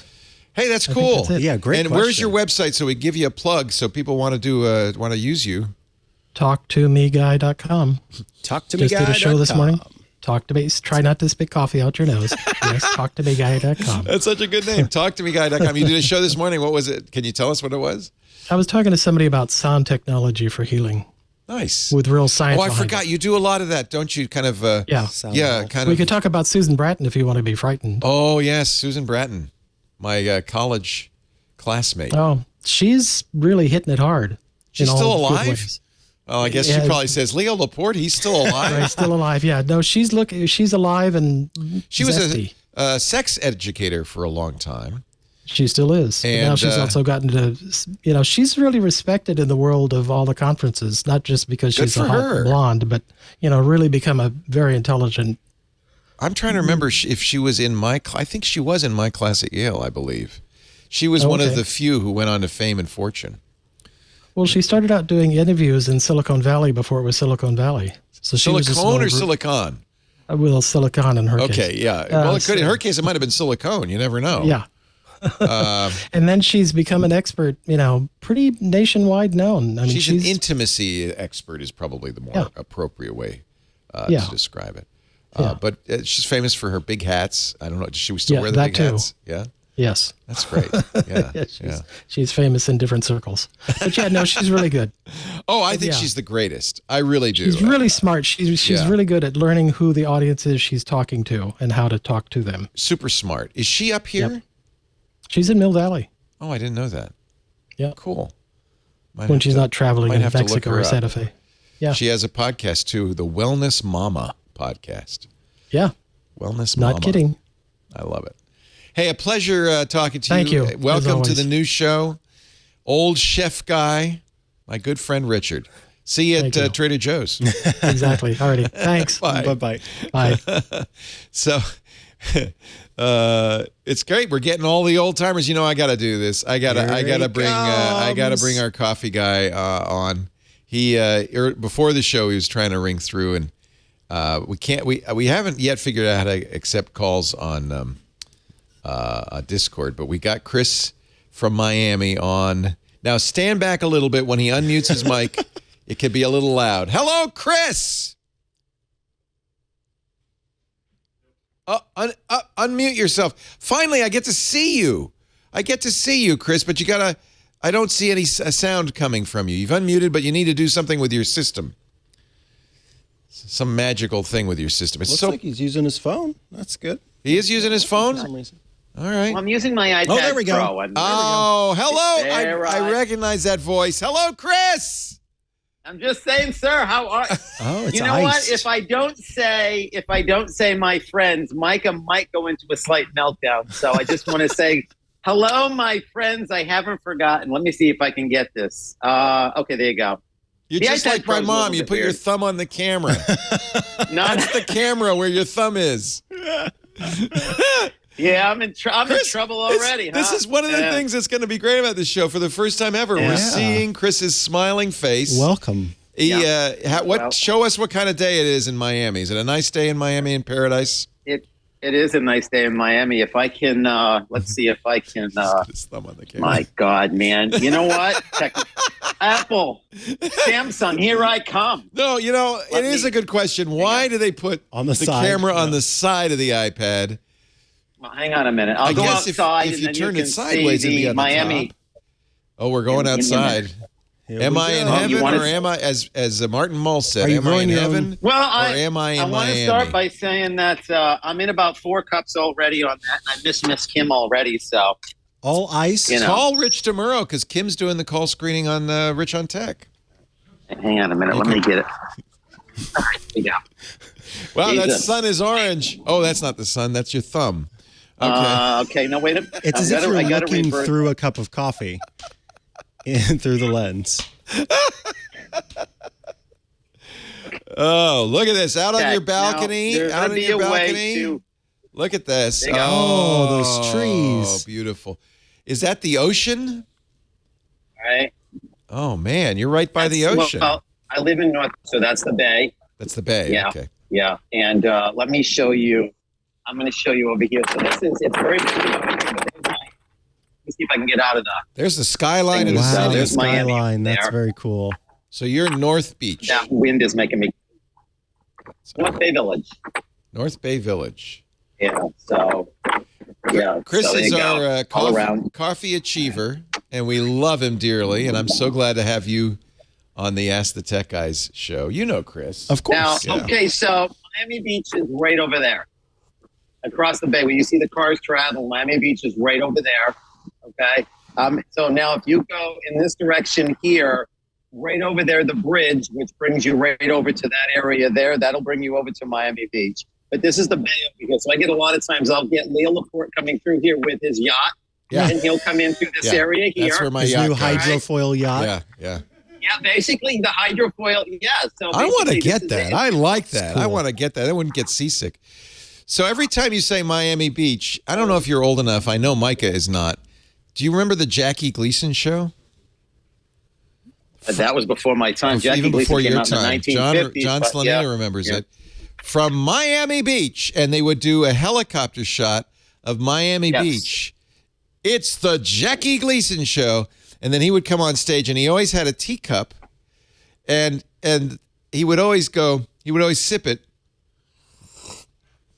and they go, no, implying that it was more than tea in that teacup. Maybe it was coffee. It was booze. I don't know. Okay. I think it was booze. He was a famous drinker, Jackie Gleason was. Jackie Gleason, people do probably remember The Honeymooners. Wait. He was the star of The Yeah, Honeymooners. I remember the Honeymooners. Yeah, and then he had a variety show later from Miami Beach. Chris, did you? I mean, it's great to see you. We could just chat, but do you have a question? Yeah. Now that you're in our Stargate. I'm in the Stargate. Well, you know what? Scooter X, always a party, and he said to me, he said, Chris, he said in the Discord you should be able to see live, and I said I haven't been able to see live for a while in there on any of my devices, so I can't even watch it through there. It's on the sidebar, but it's missing. It's missing, and you know me. If anybody's going to find it, I'm going to find it, but it is missing. So I don't know where it is. It is missing. It's so, a puzzle. It's a puzzle. It's a puzzle wrapped in a riddle, wrapped in an enigma. So how do I get the live video of Ask the Tech Guy? So look at my Discord here. I think this is the same as yours. You see, here's the chat room. Yeah, I don't see any of that. Yeah, no. Oh, nothing. you don't see any? You don't see the sidebar? No. If you can you see my phone? Yeah. You see? Yeah.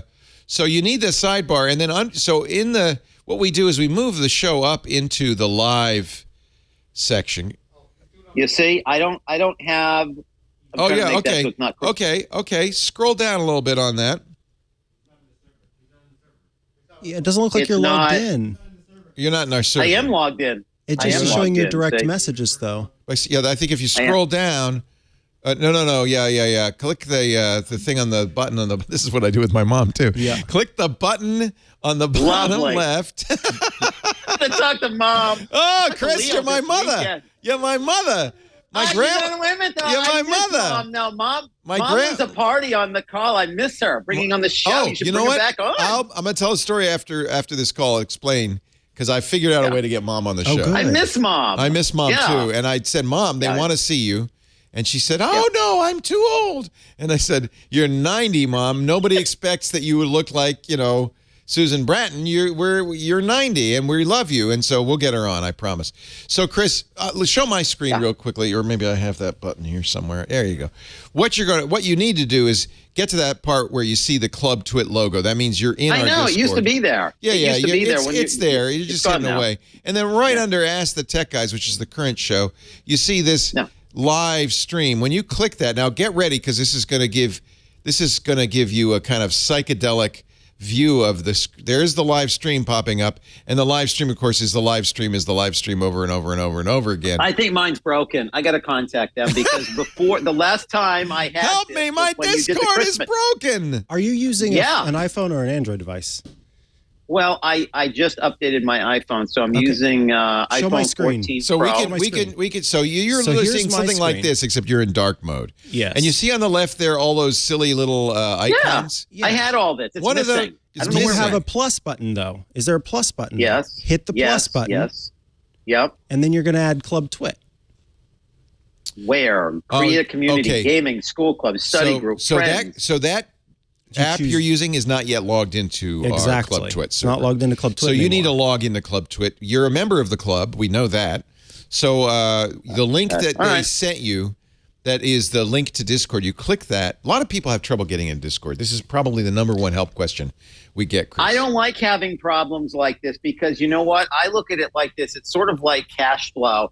I do things being expensive or anything. If I can get it, I can get it. If I can't get it, I put it on the whiteboard. It's just I don't like to think about the fact that I like to be an achiever. I like to always think that I can always obtain anything I want. Sometimes it takes a little longer. Sometimes it happens a little bit quicker. But for me to not know how to do this puts me into 2 more cups and a meltdown because I should be able to do it. 2 more cups. Don't melt Yes, down. this is not your fault. I'm going to help you. You're going to solve it today. I promise you. You're going to launch. How many times have I reached out to you to contact you when you're over there in California having coffee, walking the dog? I talked to you last night on Discord, Chris. Not you. I don't respond to Micah. anybody. Yeah. I know you I don't. take the Steve Gibson method. Yeah. Well, Chris said, and he said, "Are you getting my messages?" And I said, "Chris, you got to understand, I get a lot of direct messages. I'm sure you get I even do. more. That's why I don't and respond I don't read them. Occasionally, I'll see them, and I did see yours, and I did respond. We had a nice conversation. We had a great conversation. Yeah, You're there always you somebody go. I want to talk to Well, forever. thank you. You know what? When I finally got to see the TWiT 2023 live with you and Lisa and Aunt Pruitt, and I couldn't get in on that, and I was really upset about that a little bit, so I went and had more coffee. But I got to tell you. Can I tell you, Chris, drinking coffee may not be the best way to soothe your frazzled nerves. I'm just saying. Then I'll have a kombucha. Okay. That's what I do. Oh, you make just a switch Pure between the Love two. kombucha? Is that yours? Yeah, I always buy. But that's not mine. That belongs to GT Dave. But this is my shirt. I mean, he sent me a shirt. I buy his products. At This is in my Miami all the shirt. time. I didn't steal That's this good. shirt. It's your shirt. I didn't Shouldn't steal wear the anybody shirt. else's shirt. I didn't. So, But I support everything. I'm going to be going full year, full throttle on Thank you. on the Discord. I'm going to be paying $2.99 a month for your show. Well, you don't have to do show here. both. If you've got paying $7 is all we ask. All we ask. I want to pay more. No. I'm going to pay $84 a year, isn't it? $84 Yeah, you can do a year or 84. something? You don't have to pay any $3 nothing. The $84 for a whole year will get you everything. That's the full package. I want to support, like so many people. I mean, I listened to you and Lisa yesterday, and I'm like, you know what? I shared that with like 50 people already, and I got another 50 people. And it's like, I just feel that, so many people talk about this, and, you and Lisa completely crushed it. And it's just that, we have a great IRC chat room. We're, amazing people in there. We have a great team here at TWiT. You really started something. You really did. But TWiT is very unique, and we don't want to. And it's also very fragile. We don't want to lose the TWiT ecosystem. We have a TWiT family here. It's amazing. So we don't. Everybody else out there with their multi-billion-dollar their big football games and their sponsors and whatever, and that's magical. I'm happy for you. Let me make you a full cup. But we don't have to be very big. What we have here is very, very, very unique here at TWiT. And I think we're very, in the way the world is going now and the way things are going in tech, I think that we're very gifted and very lucky to have you and Lisa. And I'm not saying that to blow you up so you can't walk out of the room or anything, but this is, like a lot of people say, this is a very unique and a very different network than others that are out on the planet. So, and I know you support others. You do Patreon for other people, and you support them, and I appreciate that. I think that the people who support creators are special. They're a small percentage of the overall audience. That's fine, but I'm very grateful. Chris, I'm going to move on because you gave me an entry into giving us a little plug. Thank you, Chris. Micah will help you get this working. Actually, this is a great question for anyone. I can answer it. Yes, So please. it's 5 seconds. Please. Anyone who is a member of Club TWiT who wants to know how to get in the Discord. Yes. On your phone Yes. or whatever device you're using that has the app of Discord on it. So Chris Yes. is going to use his phone. He's going to go to twit.tv/clubtwit. Yes. He's there. He's logged in. Yes. And here on the side, there's a button, connect to Discord. You click that button, it's going to open in the Discord app. You're going to say yes, and then boom, you're back in the Club TWiT Discord. Chris, I expect a message from you in Discord because you're going to get on there in the next 5 seconds. And if you're not a member of Club TWiT, that is a really big way to help us do this and everything else we do. Club TWiT is, as Chris said, $84 for a year, $7 a month, $1 less than Blue Check on Twitter, although noticed Elon added an $84 a year plan. Oh, so where'd he get that idea? He's probably got it. I know where he got that idea. So what it does is it really helps us do a lot more. For instance, we do a hands-on Macintosh show with Mikah that's club only. We did that inside TWiT for the club. Was it yesterday or the day before with Lisa and me? We have the Hands-on Windows with Paul Thurrott, the Untitled Linux Show. There's a lot of stuff that we do. And, of course, our great club manager is here in studio with us, as he often is, Ant Pruitt. We love him. He puts together a lot of great events. It's a fun place to be. You get the Discord. You get ad-free versions of all of our shows, so you wouldn't even be hearing this plug. And you get a TWiT Plus feed, which has stuff that hits the cutting room floor.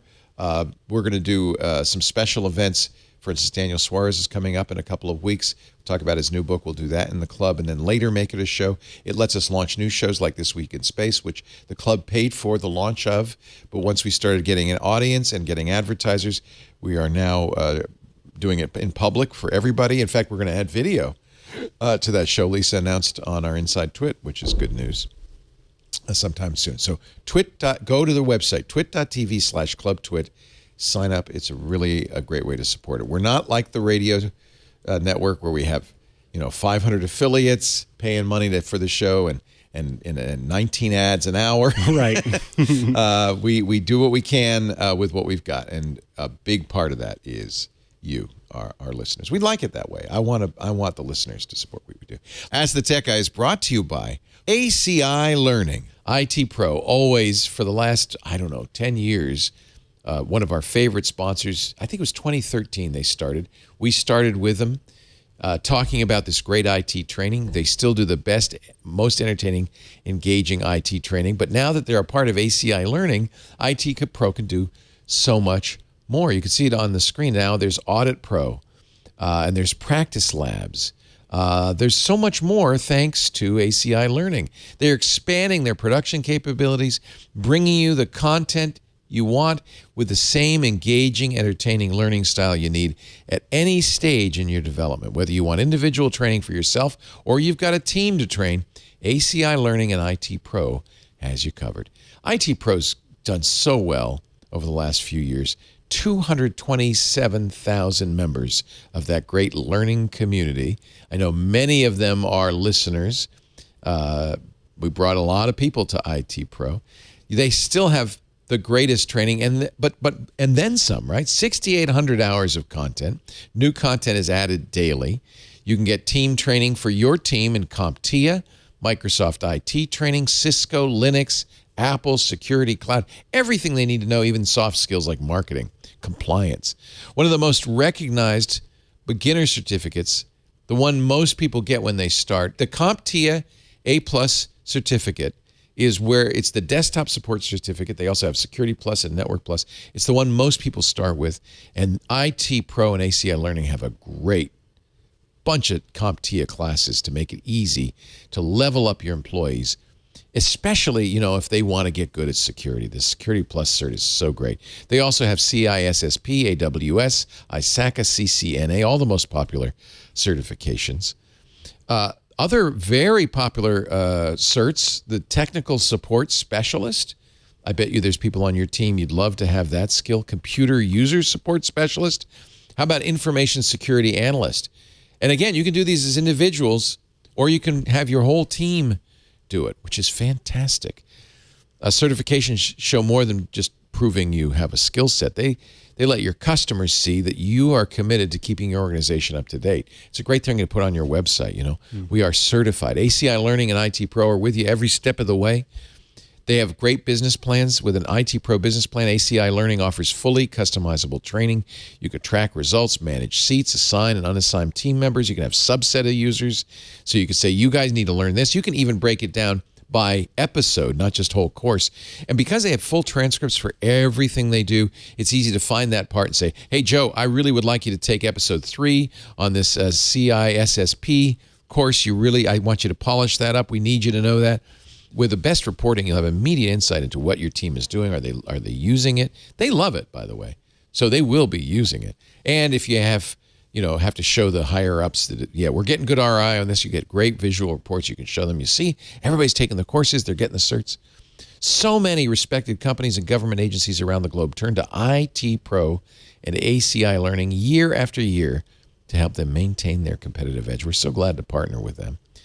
Supporting organizations across audit, IT, and cybersecurity readiness, ACI Learning keeps you and your team at the top of the game.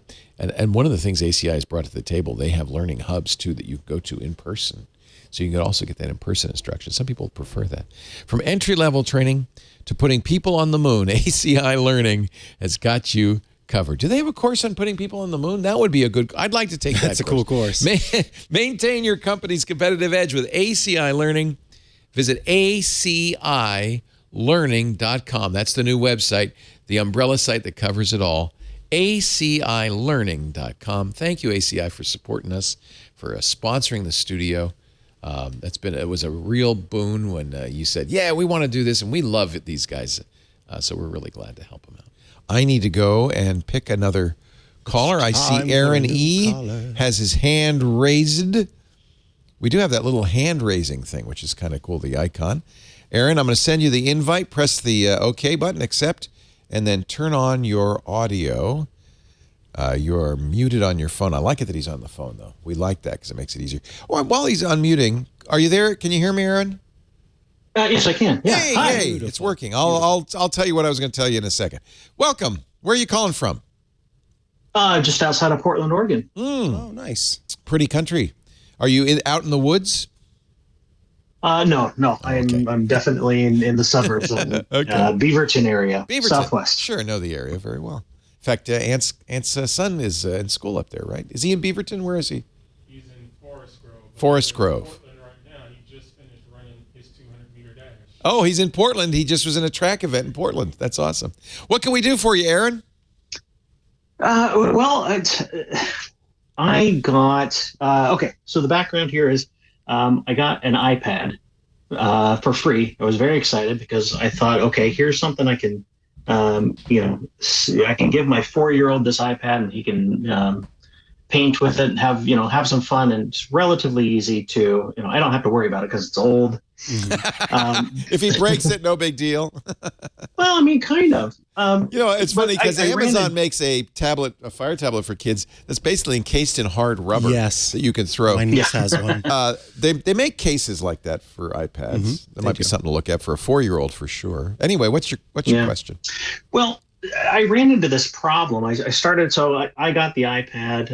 It was factory reset, so I start, trying to set it up and look at all the different settings and get it into a situation where it's good for a 4-year-old. Right. And this is an iPad. This is a 4th generation iPad. So this is 2012. Still very good. There are a lot of people with 2012 iPads out there. Very happy. Yeah. And that's where I started to run into trouble. I find out, for instance, that I can't get to BitWarden on this because the browser is a 32-bit browser and their website doesn't work. The app, the BitWarden application is too new. I start going through the App Store looking for apps, and they all say, "Oh, well, you need iOS or iPad OS 12 or 13 or 14." This is stuck on 10.3. Oh, that's too bad. You've outdated. This is kind of my question: is it worth keeping? Like the iPad, it works great. It's very it's very performant. Everything's smooth. But it feels like I can hardly do anything with it. Can you put, for instance, the YouTube Kids app on there? That would be a good one for a 4-year-old. I'm guessing Phineas and Ferb and stuff like that, right? That would be a good choice if that still works. Yeah, I'm thinking about. It's unfortunately, but also fortunately, there's sort of a mixed thing going on here. You do want these developers updating those apps to use the latest features, but also use the latest security technology that's available. So it is a good sign in the sense that, over time they do stop supporting the older platforms. Right. It is tough for you. I think, though, if you can, I don't know that the toddler needs BitWarden per se. So it may just not get to be BitWarden on there. An iPad that will need to be sort of a more focused iPad as this kind of toss around. By the way, this is a perennial question. We were talking about Windows 8. Yeah. And I got a lot of emails from people saying, why can't I use Windows 8? I'm mad at Microsoft. The computer's perfectly good. But Microsoft has discontinued 8.1 as of a couple of weeks ago. And so you're not getting security updates. And this is a real problem in technology. Same thing with Chromebooks. After a few years, a perfectly good Chromebook is no longer usable because it's usable, but no longer safe to use because Right. Google isn't updating it anymore. And then what happens is the browsers stop getting updated. Once the browsers stop getting updated, it really becomes kind of unusable because sites won't let you on. There's all sorts of issues. And we don't need more of these in the landfill. It's really a shame. On a PC, you could put Linux on it. There's not much you can do with an iPad. I think, though, for your 4-year-old, that iPad should be just fine. And as you say, no harm, no foul if he, accidentally breaks it.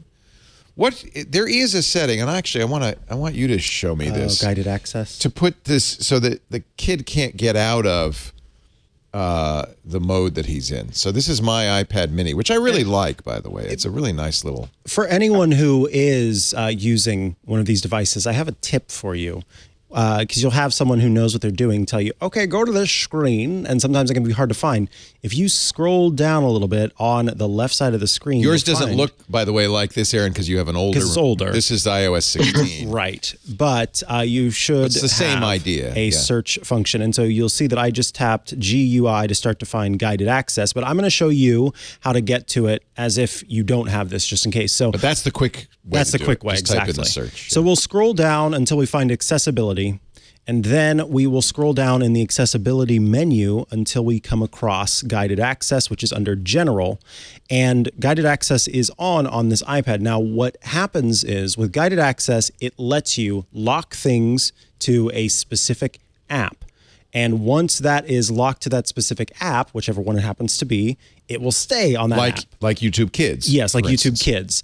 Yeah. And so the way that you turn it on this iPad, it's different depending on what device you're using, is by triple tapping the top button and going to the app that you want to use. So let's say settings is the app that I want to use. I'm just going to tap the button on the side 3 times, 1, 2, 3, and then it will lock it to, or it should have locked it. I wonder if settings is just not one that you can do.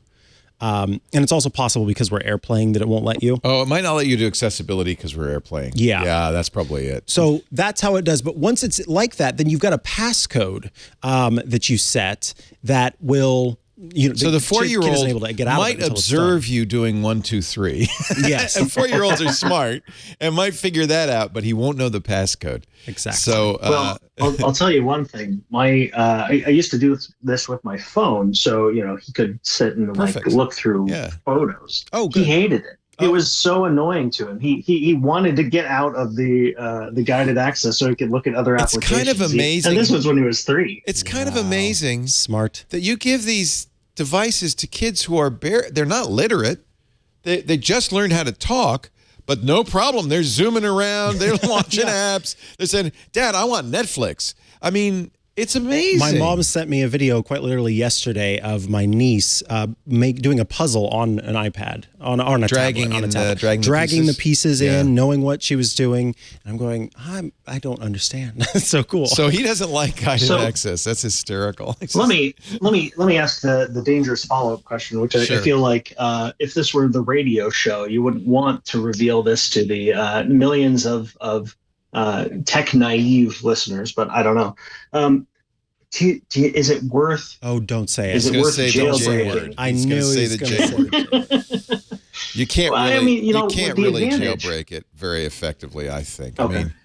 I mean, jailbreaking on an iOS device is a world apart from jailbreaking an Android device. An Android device getting root, which is what you're doing, is usually allowed and is usually harmless. It has to, on an iOS device, you have to use a security flaw, an exploit to get in. Those are always being patched, so it's a moving target. It makes the thing much more janky, and if you think you couldn't use your browser, wait till you jailbreak the thing, because there's so much stuff on the iPad that will say, well, wait, you can't you can't use me. You're not in a secure state anymore. And there's just so much. I wouldn't trust that then this device. Yeah, who is making this jailbreak? Who's making the jailbreak? What about the app store that you're downloading from? That's this third-party app store. How can you know if any of those apps work? Though, how many of you have jailbroken an iPad? Is there anybody in there who's done that? Because I know you can do that with a phone. I don't know. I've never seen. Yeah, I guess I haven't really seen it on an iPad. Done on an iPad. I imagine before the separation of iOS and iPadOS, back when everything ran iOS, it may have been. We're getting one. Mike in Cams, who's in the UK, says, me, I have. So Mike, tell us a little bit. He's going to have to type into our IRC chat, irc.twit.tv. But tell us a little bit about, you did it on an iPhone. Yeah, I don't know why. I don't see any reason why you couldn't jailbreak an iPad. If there's currently an exploit available to there may not be, and that's part of the thing.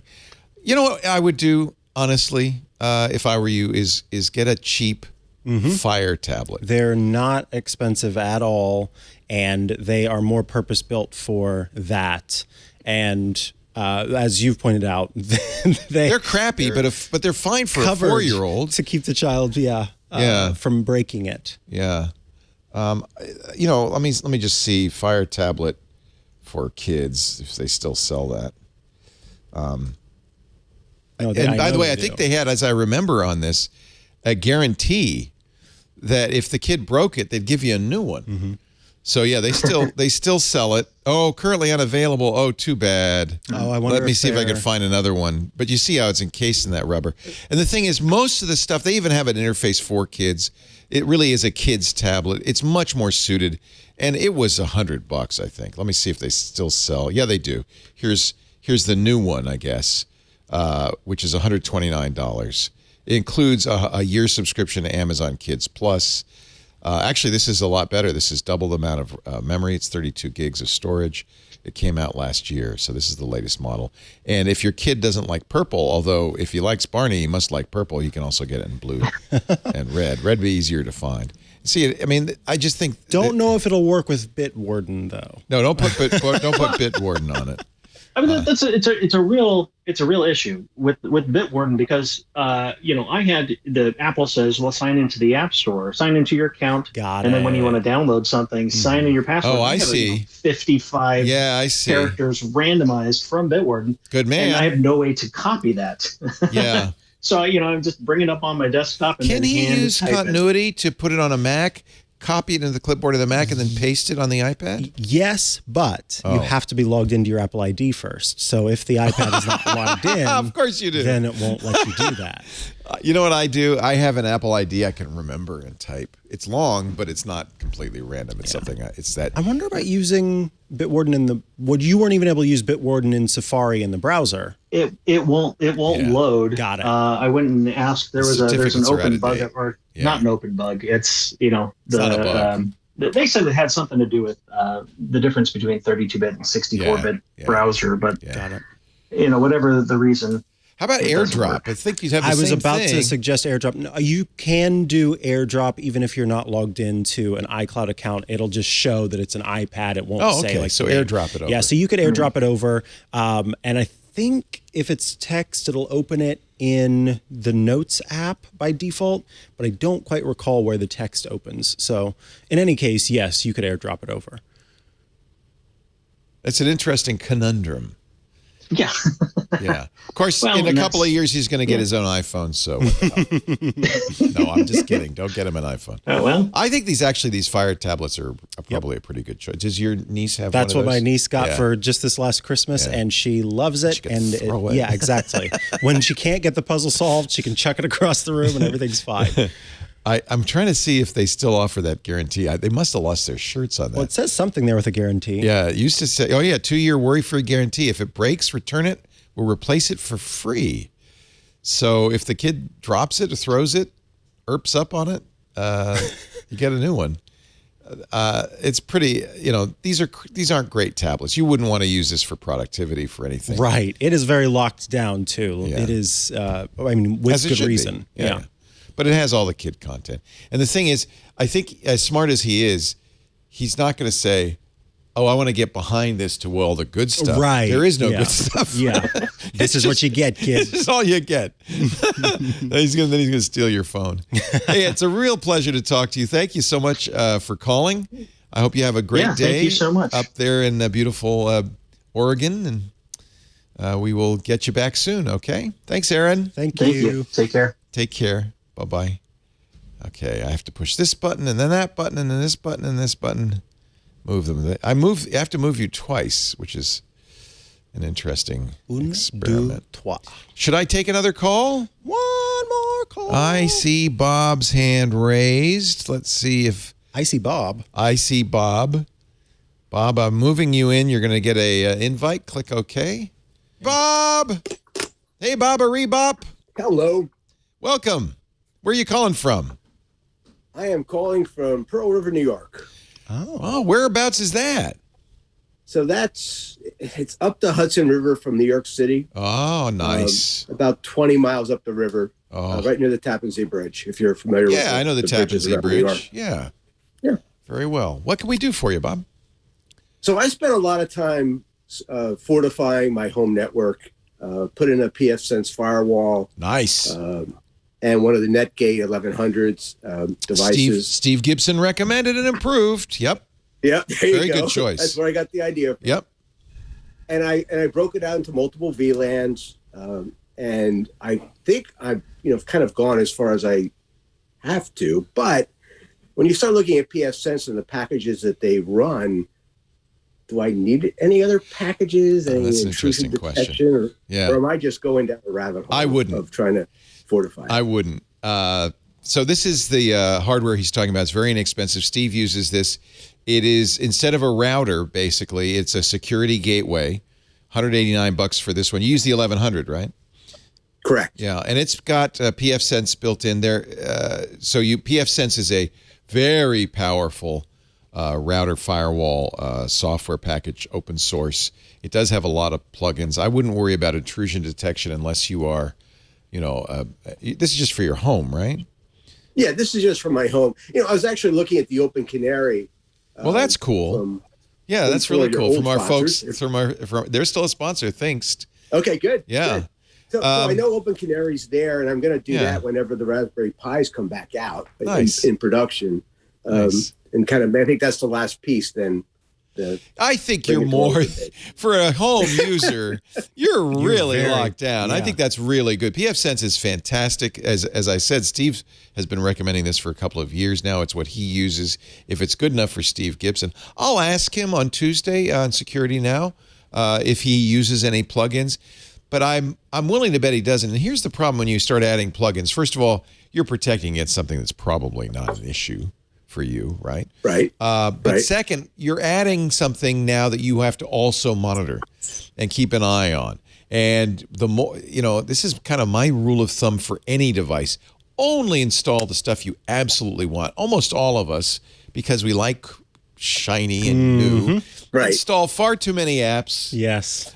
Just play with all sorts of stuff. Look at your phone. How many apps do you have that you don't even know what they do? The 2 Raspberry Pis I have that are running all this stuff. Yeah, everything you add reduces security. Every single thing, because every piece of software is buggy. Security software is almost even worse because to do a good job, it has to be really hooked into your, network. That pfSense controls everything. A flaw in pfSense would be a bad thing. So any plugin you add also reduces your security maybe as much or more as it increases it. Unless I gotta have intrusion detection. I have to have deep packet inspection. I have to have some feature.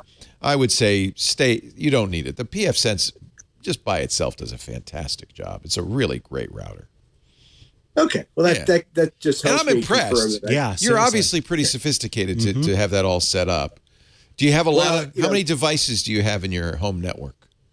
Do you know? Yeah. So the reason I got down into this configuration was I have 2 old Cisco voice over IP phones that I don't know aren't supported anymore. So I wanted to put them on their own VLAN to kind of segment them out. Yep. And once I went down that path, I decided to go all in. But total devices, probably 30. Oh, that's nothing. In the whole house. But unlike you, Leo, I'm not a real fan of home automation devices, listening, and everything else. Well, look what I just said. Don't install more stuff than you need. Yeah. And I have close to 100 devices in my house. Right. Yeah. You know, I mean, I'm the wrong guy for that. You're smart. Say, not as we do. Okay. Yeah, that's actually a very good reason to install one of these devices. It's some consumer grade routers will do this, but doing what you did, creating a virtual what is LAN? Local area network. Creating a virtual local area network is a great way of, and Steve talks about this also, isolating devices that you're not sure are secure. For instance, Steve, and I knock myself for doing too much stuff. He bought some off-brand Chinese light switch, home automation to test, right? Not to test, to use. What? And I thought, Steve, that seems unlike him. Steve, that's not a good idea. But what he did is he put it on its own virtual local area network, VLAN, and isolated it so that it, even if it did get compromised, which, by the way, the likelihood is high, the bad guy couldn't get from it into his network. And that's what a VLAN does. It puts up a barrier. There's a negative to doing that. You probably already aware of what I'm going to say, because the problem is packets can't get out, but they can't get in either. So you kind of set up a situation. If you have for instance, if you have lights that you want to turn on from your phone, and your phone is on one segment and the lights are on another segment, you have to now write complicated rules that say, okay, this traffic, but not that traffic. You've gone down a rabbit hole, and you know. And I have that with AirPlay, where I end up bringing whatever device over to the same. You're doing so. I feel really guilty. But I put all my printers on the main network. I put all because it's. I tell Lisa, okay, we have our VLANs are named after Japanese movie monsters. So I say, no, you can't be on Mothra. You have to be on Godzilla if you want to print. And it's just too confusing. Only Godzilla can print. Only Godzilla can print. And it just gets, and then of course you've got all the echoes and the Google things. Oh, those are on. Those for the most part can be on a VLAN because they don't, in fact, this is a good way to control those lights. If you put the lights and the echo on the segmented private, IoT network, they can control each other, and you control them with a voice. So that's one way to solve that. But you could see, what I'm talking about. It gets very crazy. Right. So I'll stop while I'm ahead. Yeah. That's exactly. good. Short answer. Stop while you're ahead, Bob. Bob. We fail to do. You're doing every great. Time. Is the Hudson beautiful when you get that? You're not far enough north for the really beautiful part of the Hudson River Valley yet, are you? No, we're just shy of where it gets really pretty. It's such a pretty area up there. My daughter went to school at Bard up by Poughkeepsie, and it's one of my most favorite areas of the country is this Hudson River Valley. It's so beautiful. Yes. So beautiful. All right. Well, thank you for getting me on and answering my question. Hey, really appreciate your calling. for joining. Thank you, Bob. It's really great to have you. Again, we're using Zoom. It's weird. Call.twit.tv. Please, if you do it like Bob did with your phone, it's more likely to work. Yes, the angles are weird. We know that. But it does seem. But it does, yeah. I mean, there were 3 people that called with their phone, and we were able to hear all of them without an issue. I was going to talk about. Chris asked about Mom. My mother lives in Rhode Island, 90 years old. Mm-hmm. She's a character and a half, and I want to get her on the show. She's finding it harder and harder to use the iPad. Okay. So I got her the Amazon Echo Show, and I got my sister, who lives a few blocks away, a show, and I got a show.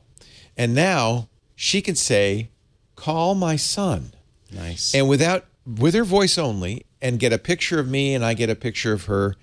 It's a little more complicated than that because you have to add the contact and stuff, but it's really a great way to do this. And I had forgotten that a couple of years ago, maybe last year, Amazon introduced this crazy new kind of Echo that follows you around. Do you know what I'm talking about? Oh, yes. So it is an Echo Show of a sort, but it has a pan. It swivels. Feature in it. Yeah. And I thought, well, this might be kind of interesting because, what Mom put it near her bed because she's not real mobile. She can go back and forth to the bathroom and the kitchen, but it's easier for her if she can just call me from bed, being 90 years old. And then I thought, well, what if I get her this Echo Show that swivels around and follows her? And it creeped her the hell out. So I get, because it's creeping me out. Let me see. Here it is. The Echo Show attendance. First of all, it's very expensive. It's much more than a regular Echo Show. It's almost twice as much because it swivels. But I might bring it in. It's got great audio too. The sound is. Oh, you know about this? Mm-hmm. So do you have one? No. It does. I'm going to bring it in and we can play with it a little bit. I have it in the kitchen, but it's freaking me out. But then you don't have the problem of thumb on the camera or even worrying about where the camera is. It's kind of in a good place. It's a little bit in the corner, but it's still there. I told her how to switch the camera off so she doesn't feel weird. I do like There's that a physical slide. That's slider. Good. And what I did for her, which I'm not recommending this necessarily, but I bought it and unless you say otherwise, it's set up for my Amazon account. One of the problems I didn't want to go through is for her to remember her Amazon password and get her logged in. And so what I said is, Mom, do this and I will configure it and it will have pictures of the grandkids and I can update it automatically because it's on my Amazon account. Oh, and that's you have great. per device settings for your photos. So I chose for her a photo album. It gets automatically updated to the grandkids. And I think I don't think she got it yet that there's a photo slideshow in there. But I think that's going to be kind of fun. Yeah. And no more thumbs. So what we're going to do is I'm going to bring this in. I'm going to warn her, and then we're going to call her. Awesome. Okay, and we'll talk to her on the Echo so that you can see how it works. Echo has a lot of other useful things for seniors, including a monitoring system. Yeah, there's a whole mode. So I'm actually thinking this is going to be a very good choice for her. I love that. If she falls or feels ill, she can just say out loud in her voice, call my sister. My sister's 2 blocks away. I got her one too so that she could answer. And she can even monitor Mom every once in a while. She could do the drop-in and say, Mom, how you feeling okay? Everything going all right? So instead of walking down all the way and checking it. That's lovely. So we're going to do this as a family experiment. We'll share the results with you. But so far, she was really happy that she didn't have to hold. Because every time I call her, she says, okay, give me 15 minutes. I got to set up the iPad. I got to do the whole thing. Down somewhere. Yeah. I got her a stand. And when I went to visit her, the stand, you have to pry apart, put the iPad in it. And it was too hard for her to pry apart. So it was just kind of leaning on the stand and saying, Mom, let me put that in there for you. Anyway, I want to do one more ad. We're almost done. I think we have time for a call or two more. Okay. Is that all right? Fine by me. Do I have your permission? Yes. You have my permission. We try to keep the show not much longer than the old radio show. Those of you who are listening to the new podcast and listen to the old one will note there's only one a week now. And in the old days, because the radio show, which was 3 hours, it was still 11 to 2. But because there was 25 minutes an hour of stuff, at least 20, the podcast was only 2 hours. We cut out more than an hour worth of stuff every week. So I figure we'll make it with fewer commercials, a little bit longer, and you'll almost get the same amount of stuff. There you go. All right? That's what we're going to try to do. So if you're still subscribed at the feed at techguylabs.com, don't worry about it. The shows continue to come in that way. There's still the YouTube channel, all of the same features as before. Hey, everybody. Leo Laporte here. I'm the founder and one of the hosts at the TWiT Podcast Network. I want to talk to you a little bit about what we do here at TWiT, because I think it's unique. And I think for anybody who is bringing a product or a service to a tech audience, you need to know about what we do here at TWiT. We've built an amazing audience of engaged, intelligent, affluent listeners who listen to us and trust us when we recommend a product. Our mission statement as TWiT is to build a highly engaged community of tech enthusiasts. Well, already your ears should be perking up at that, because highly engaged is good for you. Tech enthusiasts, if that's who you're looking for, this is the place. We do it by offering them the knowledge they need to understand and use technology in today's world. And I hear from our audience all the time, part of that knowledge comes from our advertisers. We are very careful. We pick advertisers with great products, great services, with integrity, and introduce them to our audience with authenticity and genuine enthusiasm. And that makes our host-read ads different from anything else you can buy. We are literally bringing you to the attention of our audience and giving you a big, fat endorsement. We like to create partnerships with trusted brands who are in it for the long run, long-term partners that want to grow with us, and we have so many great success stories. Tim Broom, who founded IT Pro TV in 2013, started advertising with us on day one, has been with us ever since. He said, quote, "We would not be where we are today without the TWiT network." I think the proof is in the pudding.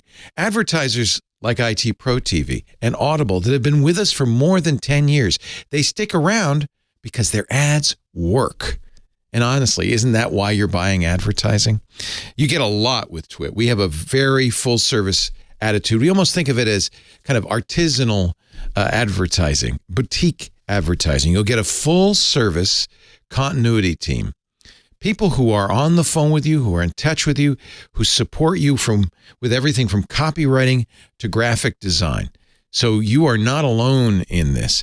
We embed our ads into the shows. They're not added later. They're part of the shows. In fact, often they're such a part of our shows that our other hosts will chime in on the ad saying, "Yeah, I love that." Or just the other day, one of our hosts said, "Man, I really got to buy that." That's an additional benefit to you because you're hearing people our audience trusts saying, "Yeah, that sounds great." We always over-deliver on impressions, so you know you're going to get the impressions you expect. The ads are unique every time. We don't pre-record them and roll them in. We are genuinely doing those ads in the middle of the show. We'll give you great onboarding services. Ad tech with pod sites, that's free for direct clients. Gives you a lot of reporting, gives you a great idea of how well your ads are working. You'll get courtesy commercials. You actually can take our ads and share them across social media and landing pages. That really extends the reach. There are other free goodies too, including mentions in our weekly newsletter that's sent to thousands of fans, engaged fans who really want to see this stuff. We give you bonus ads and social media promotion too. So if you want to be a long-term partner, introduce your product to a savvy, engaged tech audience. Visit twit.tv/advertise. Check out those testimonials. Mark McCrary is the CEO of Authentic. You probably know him, one of the biggest original podcast advertising companies. We've been with him for 16 years. Mark said the feedback from many advertisers over 16 years across a range of product categories, everything from razors to computers, is that if ads and podcasts are going to work for a brand, they're going to work on Twitch shows. I'm very proud of what we do because it's honest, it's got integrity, it's authentic, and it really is a great introduction to our audience of your brand. Our listeners are smart, they're engaged, they're tech savvy, they're dedicated to our network, and that's one of the reasons we only work with high integrity partners that we've personally and thoroughly vetted. I have absolute approval on everybody. If you've got a great product, I want to hear from you. Elevate your brand by reaching out today at advertise@twit.tv. Break out of the advertising norm. Grow your brand with host-read ads on twit.tv. Visit twit.tv/advertise for more details, or you can email us advertise@twit.tv if you're ready to launch your campaign now. I can't wait to see your product, so give us a ring. Hands are raised. I see Eric Stone. His hand is raised. So let me push all of these buttons, Eric. He's smiling. I saw the smile. You are next. Push that button. This accepts the invitation. Unmute your mic, and you're on the air. Hi, Eric. Takes a little while to do all this stuff. Hey. Hey. Hello, Welcome. hello. Good to see you or hear you. Oh, I didn't see you. Hi. There he is. Hi, Leo and Micah. Where are you calling from, Eric? Vista, California, which is in northern San Diego County. I know where Vista is very well. So you must have been a KFI listener back in the day. Yes, and I've seen you all the way back to Screensavers and Culper Hill. Oh, that's great. Thank you. I've talked to you before. Oh, good. Well, welcome back. What can I do? Now we can see you and hear you. What can we do for you today, Eric? Unfortunately, you can see me. I'm a photographer, and I belong to several different other photographers groups, and one of them would do weekly photo challenges. Oh, I love that.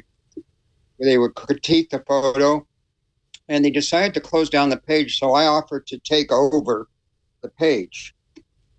And so I'm the admin now. Tell us what the site is. This is great. What's the site?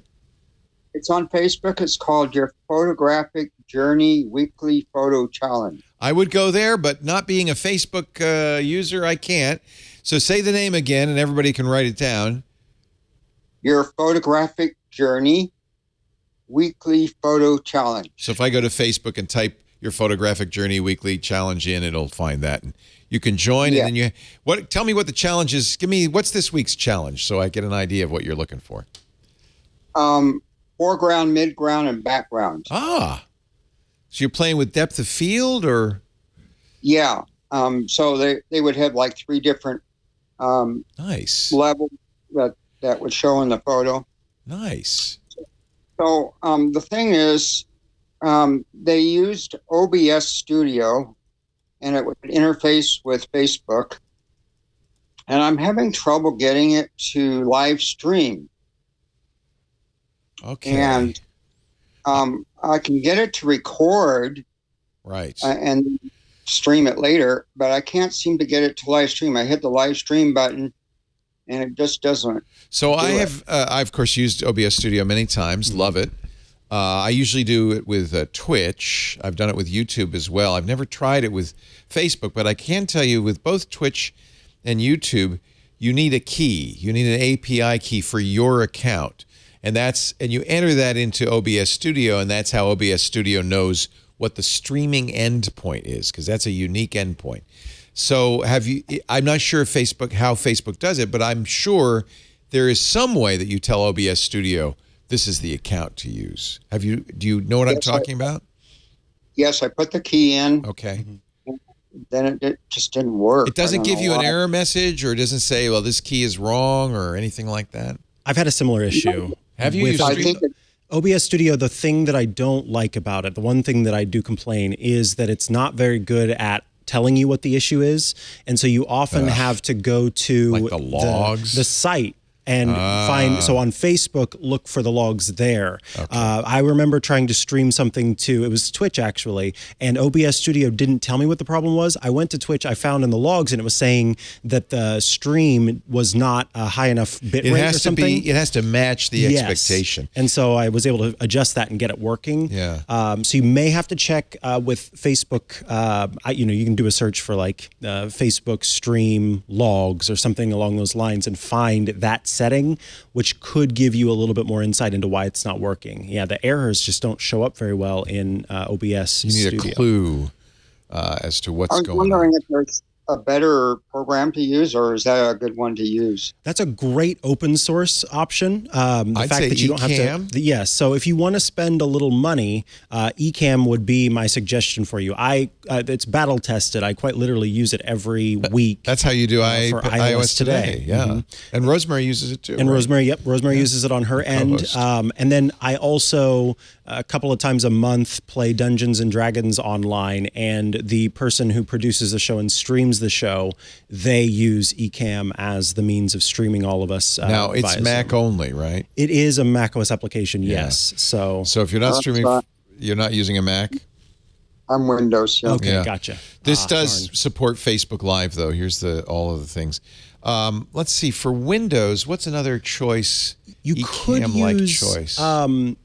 use the built-in. Well, okay, no, because you're streaming to Facebook. I was going to suggest using Twitch's studio platform because they have a tool for that. Unfortunately, it doesn't work. And here's a tip from Andy Carluccio, who's our good friend. Sold his company to Zoom. I hope he is now a billionaire, Andy. But he's in our Discord, and he does say if you're using a non-API connection for Facebook Live, for instance, a raw RTMP setting, Facebook wants, and this might be the same thing with OBS, 720p, not 1080p. Oh. So typically you would have it set for 1080 because you'd want that higher quality. This is, by the way, one of the reasons I think a lot of photographers don't like Facebook. They downgrade the picture image quality and so forth. They want 720p. So Andy, thank you for that tip. Other Windows choices are XSplit. That's what Ant uses. Forgot about Manycam is a good, easy Windows choice, according to Matt Ryder in our Discord. So there are some other choices. I have to say, Facebook quality to me is not great. On the other hand, that's where the people are, right? So you kind of want to support them, where they are. But that's one thing I try. Make sure your settings are correct. 720p would be ideal. In the settings, it will automatically adjust to what. Oh, okay. What your hardware is. Yeah. And Andy also says Zoom. You could do this in Zoom too. Zoom has built-in streaming to Facebook, so only you would need to use it, or whoever's doing the streaming. You wouldn't have to worry. Everybody else could watch it on Facebook. But that would be another way to do it.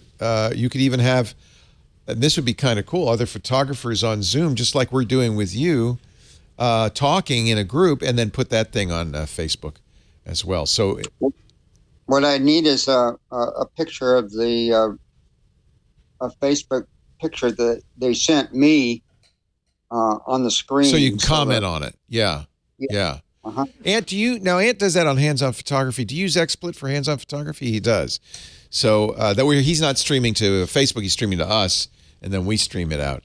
But that's what he's using. So that's a pretty good recommendation on Windows is XSplit. Another recommendation from Matt Ryder in our Discord, Boxcast. I think probably all of these, I know Ecamm, have free trials. Yes, absolutely. So you can, that's what I would do is just download out and see if it's working. But I'm glad we could give you a little plug for your group. I think that sounds wonderful. And those commentaries, they're so useful to get positive but useful feedback from other photographers is so great. So great. So I'm glad you're. It's been a lot of fun. Yeah, and it's fun. But now I'm going to be running it, so I'm a little scared. But I'm glad you decided to save it. That's really great, really Eric. Great. That's what it takes. Just kind of like you. Yeah, that's how I started. Now see what's happened. Eric, a pleasure speaking to you. Call again sometime. I'd love to hear what you're up to. Thank you so much. All right. Glad we could give you a little plug. I hope some of that helps. I should mention Chris Marquardt joins us every month now. He was here last week, if you missed it, on Ask the Tech Guys, with a new photo assignment. So here's how we do those. You go to flickr.com. That's where we do our photo sharing. It's another site, by the way, to post your pictures and get feedback from other photographers and other interested parties. Flickr.com, free to join. Then go into the Tech Guy group. There's a beautiful picture of a peacock on it right now, and a smiling younger Leo. And if you want to participate in the assignment, Chris will be joining us in a couple of weeks, looking to see your pictures for the tag or the assignment gentle. And I don't think Chris liked it, but I decided that if people wanted to submit AI images, you could tag it TG Gentle AI, and then we could have a separate AI field as well. I hope people will upload real photos, though. We don't want only AI. TG Gentle is the tag. Upload it to the Tech Guy group on Flickr, and in a couple of weeks, Chris will come back and we'll take a look at some of your gentle, calm pictures. We're out of time for this week. Wow. This show really does fly by. Yes. We got more calls in. I'm really pleased. I'm glad we could talk to all of you. Really appreciate your calls. Again, calls.twit.tv. We also take email, and what we're still looking for, I don't know why, it's hard to get. I want some video questions we could drop in. I just put out the call. I recorded video, putting out the call this week. It's gone out on some of our social media streams, encouraging people to send in their video. So you see the email at the bottom of the screen. It's Ask the Tech Guys. I think singular works as well, because that's the one we had for ages. But we've added an S. So Ask the Tech Guys at twit.tv. Send us, don't make it too long, 30 seconds to a minute, your question on video, even just audio. We'll play it that way. If you're shy or it's too complicated to get on, or you're not around between 2 to 5 p.m. Eastern time when we do the show live on Sundays, that's 11 a.m. to 2 p.m. Pacific, 1900 to 2100 UTC. 2200 UTC. Nice. If you're not around at that time, you can always leave us a message. And if we'll answer some emails. We didn't get any this week because we got so many calls. We had a lot to cover. But we'll do some emails next week, and ideally some audio and video emails from all of you. Ask the Tech Guys at twit.tv. Watch the show again Sundays in the old radio show slot, 11 to 2 Pacific, 2 to 5 p.m. Eastern. You can watch it live.twit.tv. Tell your friends.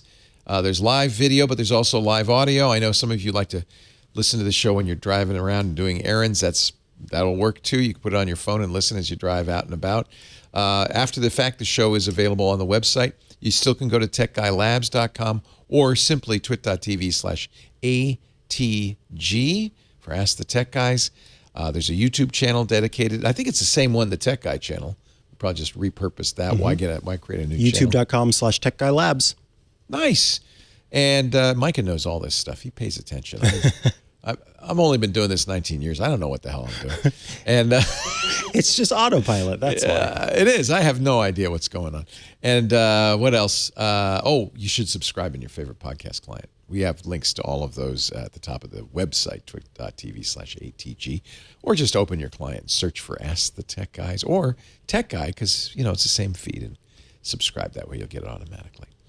Is there any other business? That covers the business. We need to take care of. Any birthdays we want to celebrate? Happy birthday. John, I missed your birthday. You were very, very quiet and secretive, John Slenny. Yes. Celebrated. Survey. Survey says. Survey. What's the survey? The TWiT survey. At twit.tv/survey23. Get your responses in. We love to hear from you out there. We love to know who our audience is. Don't worry. It's not about tracking or anything like that. We just like to know who. That's why we need to ask you who you are, because we're not tracking you elsewise. And we would love it if you took a couple of minutes, logged on twit.tv/survey23, and told us who you are, what you like.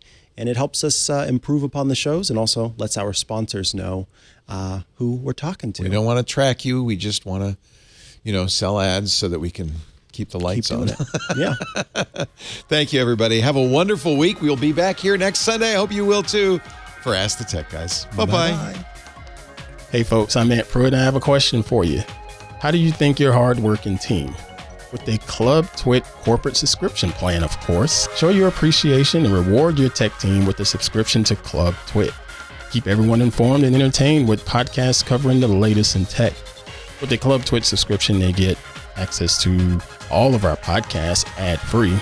And they also get access to our members-only Discord, access to exclusive outtakes and behind-the-scenes footage, and special content like the fireside chats that I enjoy hosting.